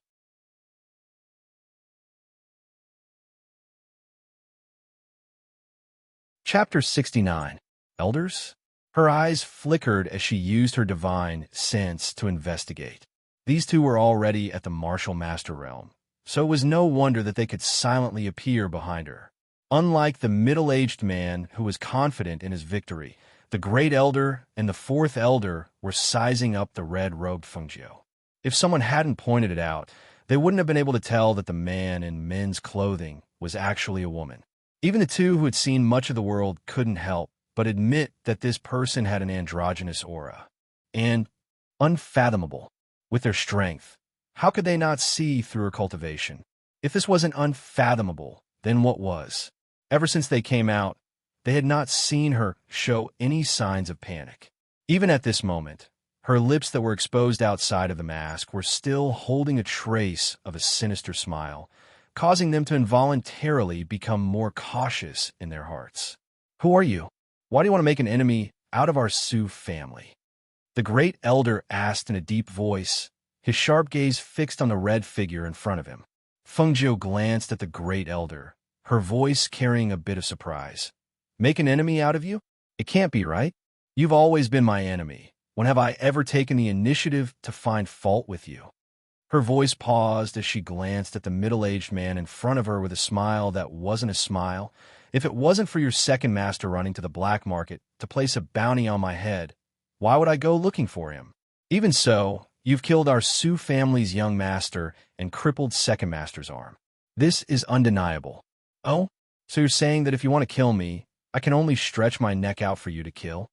She raised her eyebrows. The smile on her lips was still there, but her eyes were cold. The Great Elder's face sank as he sneered. "Then it can only be said that you've provoked someone you shouldn't have. Our Su family is a 100-year-old family. How could you provoke us? If you know what's good for you, you'd best surrender, or else." "Or else?" She hooked the corners of her lips into a wanton smile as she asked with interest. "Or else what? Kill me? Or else I'll bring your head back to report." The Great Elder's cold voice fell, and his fingers clawed out. It was obvious that he had practiced the grappling technique to the point of perfection. "Then let me properly deal with you." She sneered, and her figure instantly moved to meet them. The Great Elder's hand was filled with profound energy as he grabbed her wrist and tried to twist it backwards. But who would have thought that she would instantly break free like an agile snake? His hand was pulled forward by the Great Elder, and his lower body was attacked. He only felt a force being released from her hand, and his entire body was lifted up and thrown out by her. He regained his balance and landed on the ground. His face darkened. "You do have some skills. Unfortunately, you're going to die here today. It is quite a pity." She nodded in agreement, and looked at him with pity and sympathy, as if she was certain that the person who would die would be the first elder. Her pitiful and sympathetic gaze made the great elder angry.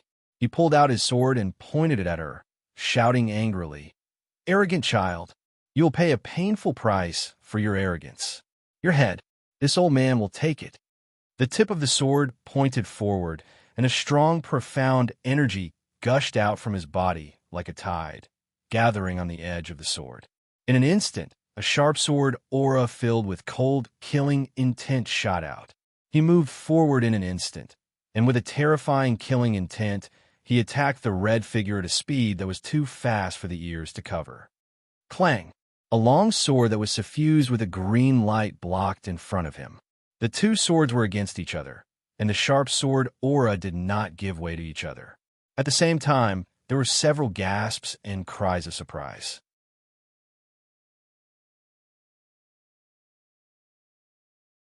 Chapter 70. Crack! Clang! A cracking sound was heard.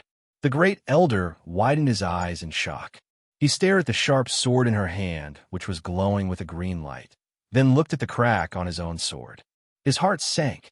In the next moment, the long sword in his hand was broken by his opponent's sword aura and fell to the ground with a clang. At the same time, he was sent flying by the terrifying sword aura before he could retreat in time. Hiss! Ah! He lost his balance and stumbled backwards. Fortunately, the fourth elder caught him and prevented him from falling to the ground in a sorry state. How can this be? How can it be the emerald edge sword? He stared in disbelief at the treasured sword in her hand, which was glowing with a green light. The green light on the blade was so dazzling. In the entire world, only the emerald edge sword had its own green light. He was not the only one. The fourth elder and the second master of the Sioux family were equally shocked. However, aside from being shocked, they were also filled with greed. Greed for the treasured sword. The emerald edge sword was a treasure amongst swords.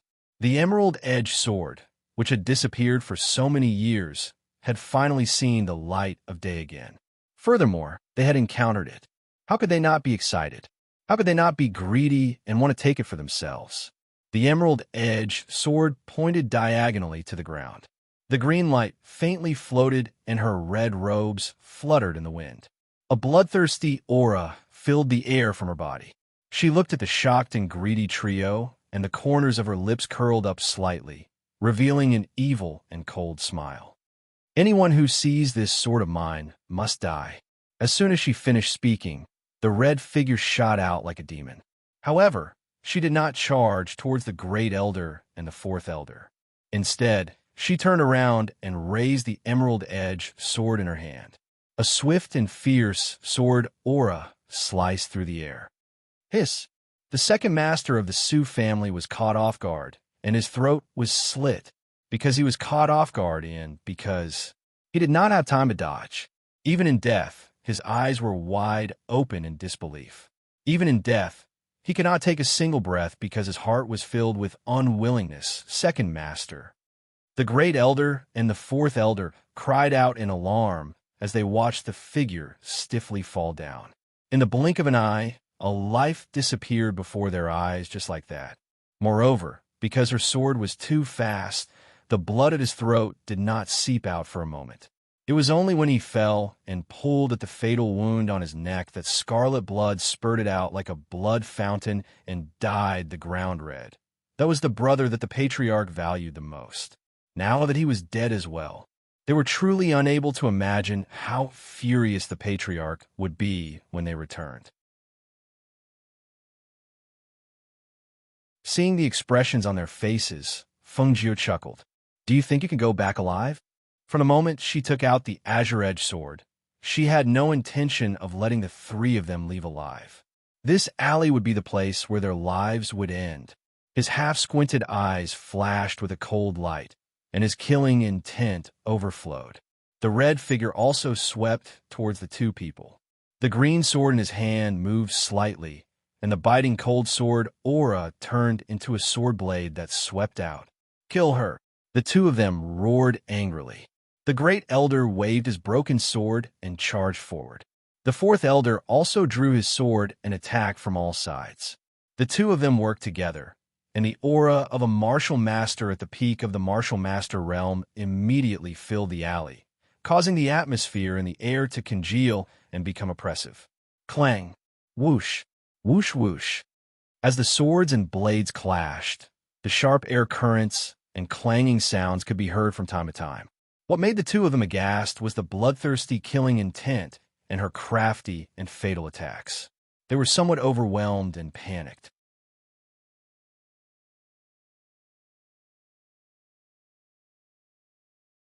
Chapter 71. With a cry of alarm, fourth elder, who had been pushed back, was unable to stop in time. He could only watch helplessly as Great Elder's broken sword was sent flying. The green-edged sword, which was glowing with a green light, pierced his chest with a whoosh. He could even see Great Elder's look of disbelief in that instant. He was so dissatisfied and so astonished. It was as if he could not believe that he had died at the hands of someone whom he had looked down upon. Seeing the Great Elder's body twitch as he fell to the ground, his eyes wide open in death, his heart trembled. He looked at the woman in the red dress and saw that she had pulled out her sword and was looking at him. Almost at that moment, he instinctively wanted to run. Yes, run. That was the only thought in his mind. His body instinctively reacted to run away. However, just as he moved, a ghostly voice rang in his ears. I've said before, anyone who has seen the green-edged sword must die. Once the cold and bloodthirsty voice rang out, her red robes flashed and blocked fourth elder's path. She looked at the pale-faced man with a smile that did not reach her eyes. Where do you think you're running to? Ah! He cried out loudly and raised the long sword in his hand. After injecting his profound energy into it, he fiercely slashed it towards her. With nowhere to run, he could only fight to the death. Even though he had been shocked by her strange skills during their previous exchange, he had no other choice now. For the sake of survival, he released all the profound energy in his body. The aura of a martial master at the full circle of the martial master surged, causing the dust and sand on the ground to swirl up. I don't believe that I, a martial master at the full circle, would lose to a damn girl like you. He cried out fiercely. The profound energy in his entire body surged and raised his speed to the maximum. As he rushed forward, his figure was as fast as a whirlwind and as fierce as a tiger. Seeing this, Fengjiu also released all the profound energy in her body. Her advantage was not her profound energy, but the green-edged sword in her hand and her crafty, fatal attacks. She did not intend to compete with him in terms of profound strength. What she wanted to do was to kill him in the shortest amount of time. Otherwise, the commotion here would quickly attract some cultivators. At that time, it would be difficult to escape. The red figure flashed out. Borrowing the ferocity of the green-edged sword, every strike of her sword was a fatal killing move. Her movements were fast and ruthless. Even if the fourth elder was on guard, he could not block the green-edged sword intent and her fatal attacks. Time to end this. She held the sword with both hands, and in the instant that he was pushed back, she poured her profound energy into the green-edged sword, and with a quick and ruthless strike, she fiercely chopped down on him. The fourth elder instinctively tried to block the attack with his sword, but clang! Hiss! A blood-curdling scream pierced through the air, and the sword in the fourth elder's hand was broken by Fengjiu, and his entire body was cleaved into two halves, falling to the ground. Fengjiu's gaze swept across the three corpses on the ground, and the green-edged sword in her hand picked up the Chinquin bags on their waists. Gathering her strength, she leapt into the air, flipped over the small alleyway, and quickly left. Just as she left, many cultivators rushed into the small alleyway. They had heard the commotion, but when they entered the small alleyway and saw the bloody scene inside, their expressions changed greatly. Some of them could not help but vomit on the spot. Killing people was just a matter of nodding their heads to the ground, but the scene inside was far too bloody, and they could not bear to see it. The three dead people were all martial masters. A bold older cultivator examined the three dead people, and when he found out their ranks, he was extremely shocked.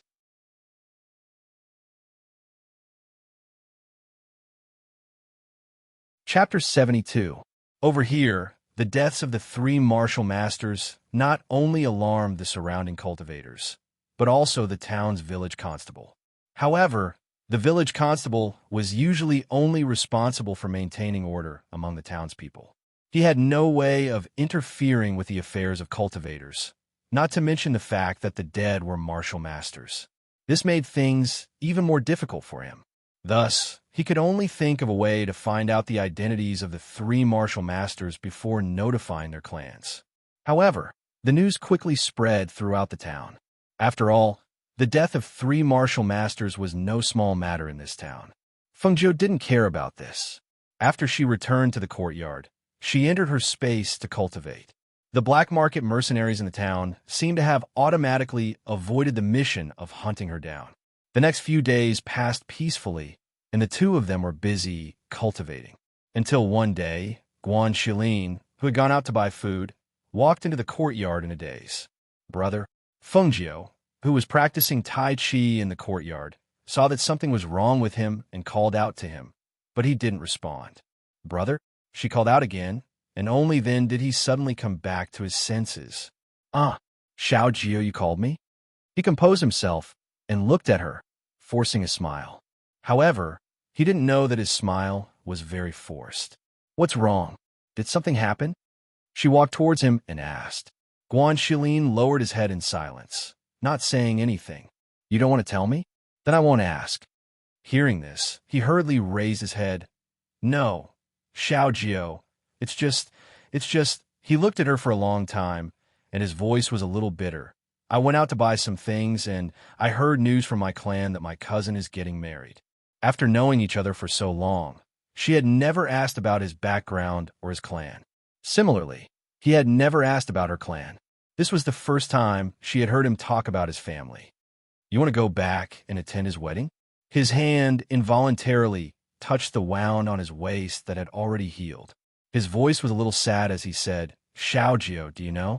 Ever since I was 6 years old, I was raised by my uncle and practiced martial arts with my cousin. Although we were not of the same mother, I have always respected him and regarded him as my blood brother. However, I never thought that he would suddenly attack me from behind.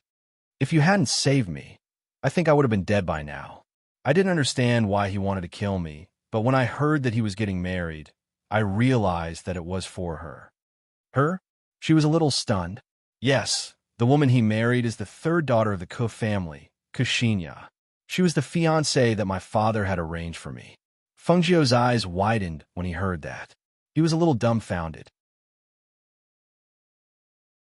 What the hell was going on? Being assassinated by his cousin and having his fiancée snatched away? She looked at him sympathetically. She felt that her cheap brother was really quite pitiful. Looking at his lonely expression, she asked curiously, Brother, do you like that woman? Guan Shilin shook his head. I don't really like her. It's just that I knew that she would be my woman when she grew up. Now that I heard that she was going to marry someone else, and that that person is my cousin, I feel bad and wronged.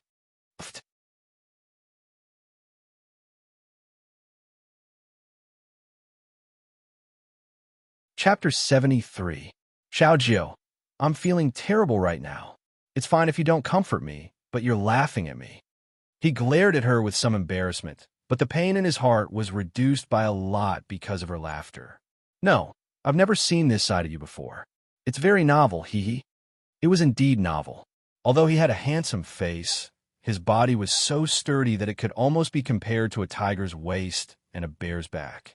This kind of tall and sturdy man had a face full of grievance at this moment, as if he was a resentful woman in her boudoir. How could she not want to laugh? But we're your parents. Since your father helped you arrange this marriage, they should be against it, right? She was curious. How long had it been since his accident? Did those people really think he was dead? Hearing this, the embarrassment on Guan Shilin's face dissipated, and he looked a little sad. I've never seen my mother since I was born. When I was 6, my father heard about my mother's news and went out to look for her, but he never came back. There was also no news back to the Guan family. Everyone in the family said he was dead. He walked to the stone table and put down the things. But I don't believe it. My father's talent is the best in the Guan family. I don't believe he's dead, so I made a wish when I was young. I must be famous. This way, as long as my father and mother are still alive, they will definitely know about me." Looking at his serious and solemn expression, Feng Jiu nodded inwardly. It was no wonder. Although his profound strength cultivation wasn't very high, his explosive power was very strong. The muscles on his four limbs were also very developed, so he must have put in a lot of hard work. "Brother, I believe you can do it." She patted his shoulder and encouraged him. "Cultivate well. Your talent is not low either. In the future, you will definitely surpass your father." As soon as she finished speaking, a faint light flashed through her eyes. She smiled and said, "But brother, since your cousin is getting married, you should go back and congratulate him. Otherwise, it won't be right." "Ah." He looked at her, puzzled. "And that's it. I'll go with you." Anyway, she couldn't stay here any longer. Otherwise, when the Su family received the news and came looking for trouble, she didn't have the ability to deal with a family yet. Naturally, she had to hide her strength and bide her time. Moreover, she also wanted to go back and take a look at Yinhua City. "Go buy a carriage later. I'm going out for a while, and we'll be back soon." She went back to her room and changed into men's clothing. She put on a mask and went out. Guanxilin was surprised to see her change her clothes and go out, but he didn't ask anything. After eating some food, he also went out to buy a carriage. When Feng Jiu arrived at the black market, he saw a black-clothed girl kneeling at the entrance. She glanced at him, only to see a dark face and drooping eyes. She walked in, not paying much attention to the black-clothed girl. However, the black-clothed girl raised her eyes when she walked past her. Her originally proud and dim eyes suddenly lit up, as dazzling as the stars in the night sky as she stared at the red figure walking inside. "You're leaving?" In the side room, Steward Dong's face was filled with anxiety. "But we haven't collected all of those spirit herbs yet."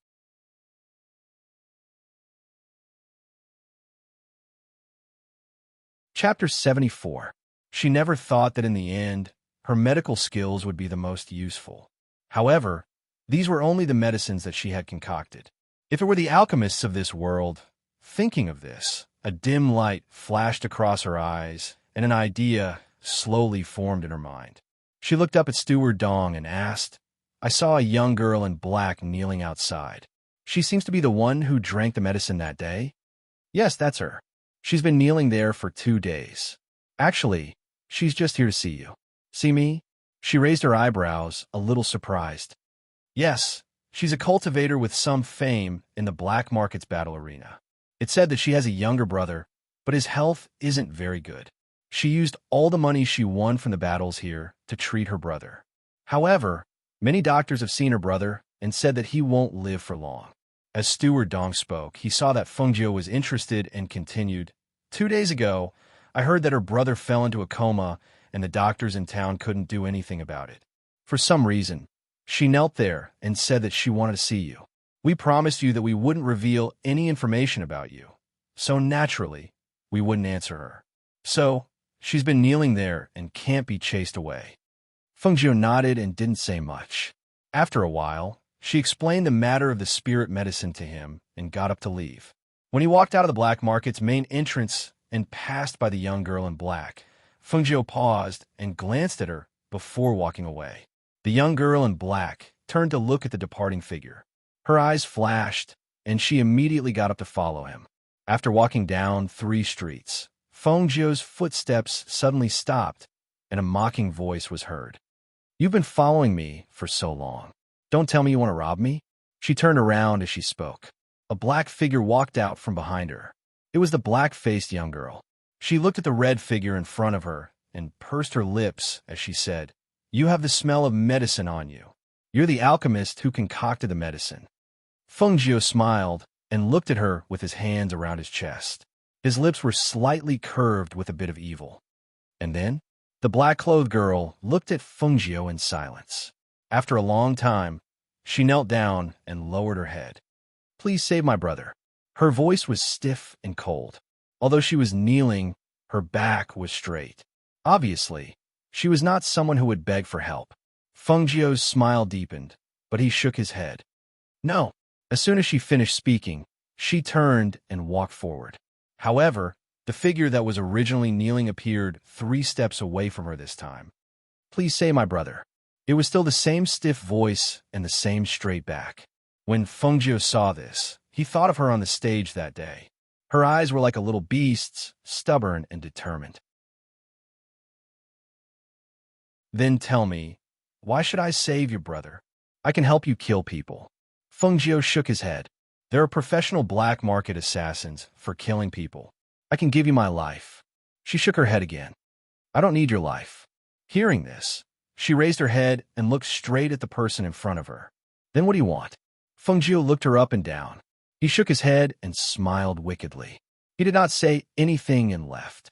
Seeing the figure gradually disappear, the black-clothed girl stood up and shouted, "I can warm your bed."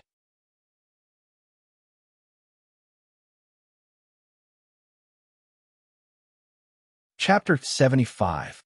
She turned around in shock and looked at the dark-faced girl. She asked with uncertainty, "What did you say?" The girl pursed her lips and stared at the red figure. "I can warm your bed." When Fengjiu heard this, he resisted the urge to laugh and teased, "I still prefer beauties. Do you think I'd want a dark-faced girl to warm my bed?" Hearing this, the black-clothed girl wiped her face with her sleeve, revealing her original appearance. "I'm not ugly."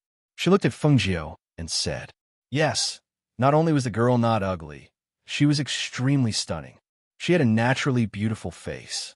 Her delicate features paired with her palm-sized face should have made her a lovely and moving beauty. However, she did not have the shyness of a woman. Instead, she was cold and indifferent.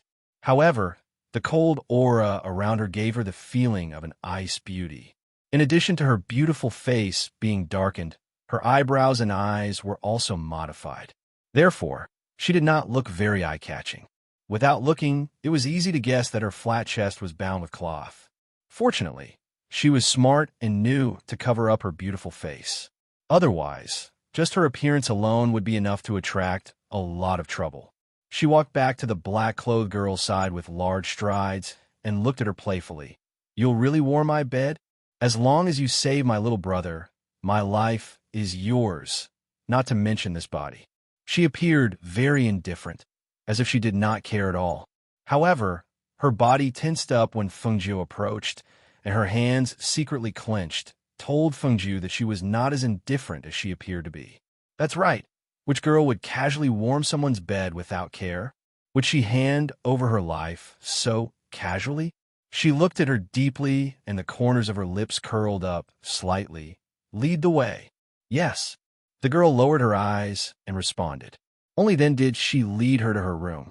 1 hour later, Fengjiu looked at the shabby room in front of him, which looked like it would collapse with a gust of wind. He then looked at the black-clothed girl who opened the door and walked in quickly. He followed her in and saw the youth lying on the wooden bed.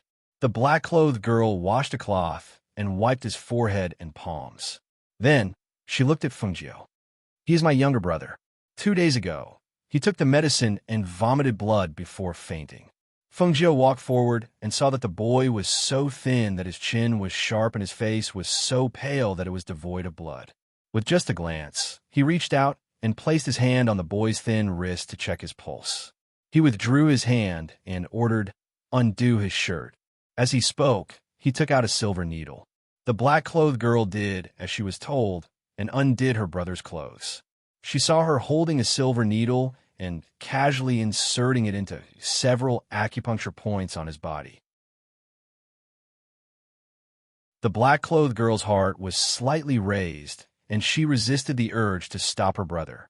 Her gaze was tightly fixed on her brother, afraid that something unforeseen might happen. After a while, Fengjiu took back the silver needle and stood up. "Carry him and follow me." As he spoke, he turned around and walked out. The black-clothed girl saw this and quickly carried her unconscious brother on her back and followed closely behind him. When Fengjiu arrived at the courtyard, he saw Guan Shilin moving a soft bed onto the carriage. When he saw her return, he happily called out, "Xiaojiu, what do you think of this carriage? I especially bought the biggest one. This way, if you want to rest on the road, you can lie down and sleep inside." It will be more comfortable. When he saw the two people following behind her, he was a bit surprised and asked, "What are they doing?"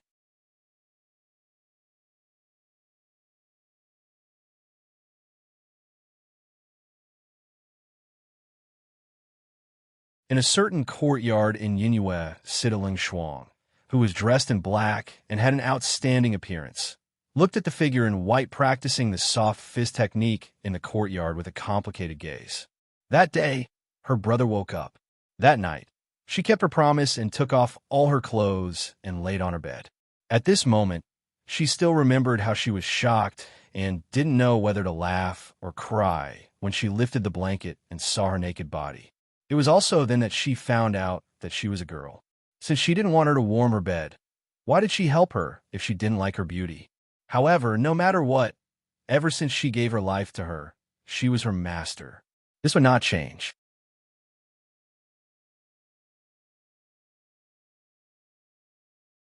Chapter 77.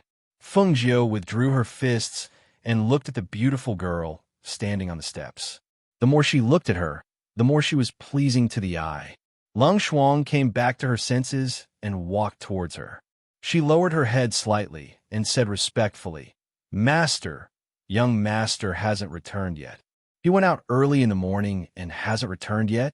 she said in surprise and asked, "Isn't the marriage between the Guan family and the Ku family 3 days later?" "It's 3 days later," Lang Shuang replied. She paused and said, "But when young master left, he said that he wanted to go back early and didn't want master to follow him. He said that he would handle this matter himself." Hearing this, Feng Jiu smiled.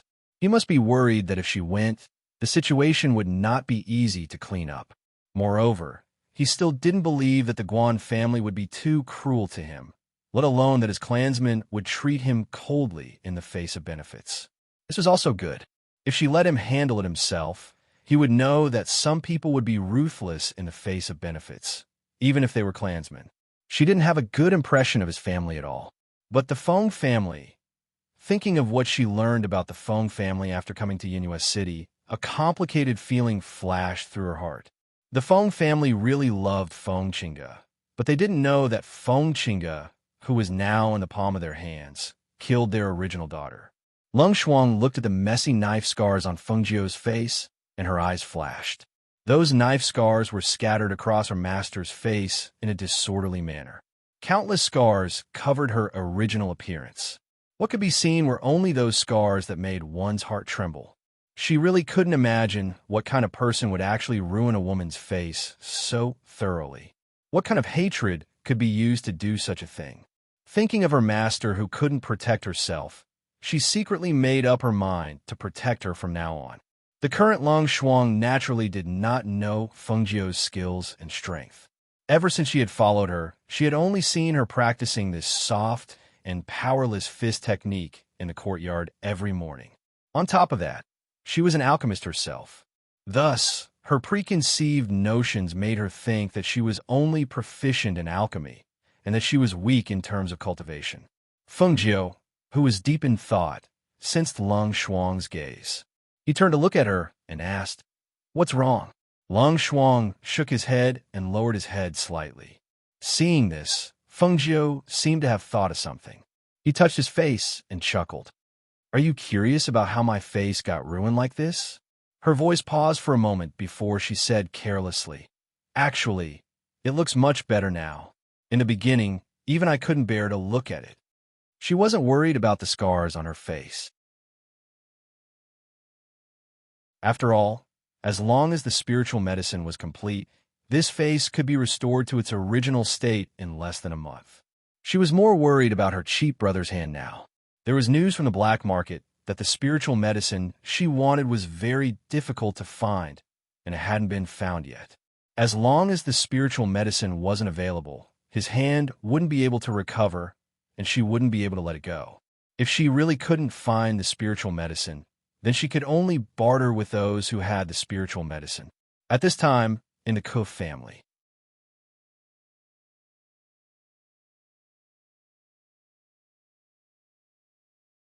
Chapter 78. Ku Xinyao was startled by Guan Shilin's sudden appearance. They all said that he was dead, and she also thought that he was dead. When she saw him suddenly appear in front of her, she was not happy, but shocked. "Aren't you dead?" She looked at him with a pale face and a trembling voice. Guanxilin looked at her with a complicated expression. He didn't know why he came here. Perhaps he was unwilling because he had always treated her as his woman. Xiaojia once asked him if he liked Kaxinya. He told her that he didn't like her, but he did like her a little. After all, he knew that she would be his woman when she grew up. The way he looked at her and treated her was naturally different from others. However, this person who he had always thought would become his woman was now going to marry someone else. Furthermore, she was going to marry his cousin. This unforeseen event made him feel very uncomfortable. But now, he just wanted to know if she was willing to marry him.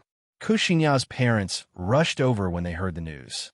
When they saw the tall figure in their daughter's yard, their hearts skipped a beat and their faces changed. Guanxilin turned around and saw the two elders of the Ke family. He said with a sullen face, "I'm here to ask for an explanation." He didn't look at them, but stared at Kaxinya. His daughter's face was pale, and she didn't dare to look at him. Kaxinya's mother went forward and hugged her daughter tightly. She glared at Guanxilin with some dissatisfaction. "What are you doing? Your engagement with Xiaoye has been canceled. What does it matter to you who Xiaoye marries?" "Xilin, your engagement was canceled after the Ku family and the Guan family discussed it. As for the marriage between Xiaoye and your cousin, the elders of the Guan family also agreed." Kaxinya's father looked at Guanxilin and sighed. He was a good seedling, but it was a pity that he had no parents. He couldn't compare to his cousin's status in the Guan family. "Did you also agree?" He still looked at Kaxinya, stubbornly wanting to know the truth. However, Kaxinya's mother was annoyed by his repeated questioning of her daughter. "So what if Xiaoye agreed? Would she lose to you if she was with Guanxilin? Why don't you take a look at yourself? He has no parents. How can Shirwan compare to his status in the Guan family?" Her words were sharp and sarcastic. She continued, "There's no harm in telling you. It'll make you give up. The elders of the Guan family said that in 3 months, Guanxilin will definitely win and become the young master. That way, my Xiaoye will be the young master's wife. In the future, when Shi Ruan becomes the head of the Guan family, she will be the wife of the Guan family's head. What can she do with you?" After hearing her words, Guanxilin didn't say anything. He just stared at Kaxinya, who was being protected by her mother. After a long time, he walked away without saying a word. Ke's father looked at his weak hand hanging by his side and was a little surprised. "Why does his right hand seem to be disabled?" Mother Ke said indifferently. "Why do you care so much about him? Anyway, he has nothing to do with our little ya in the future. I'll go back to my room first." As Kaxinya spoke, she walked into her room. After closing the door, she walked to the dressing table and sat down. Looking at a wooden hairpin in the jewelry box, she picked it up and threw it into the basket at the corner of the room. "I didn't make the wrong choice. I won't regret it. I definitely won't regret it." That you're tuning in to the Warrior Lore YouTube channel. Don't forget to subscribe and join us on this journey to catch the most captivating stories.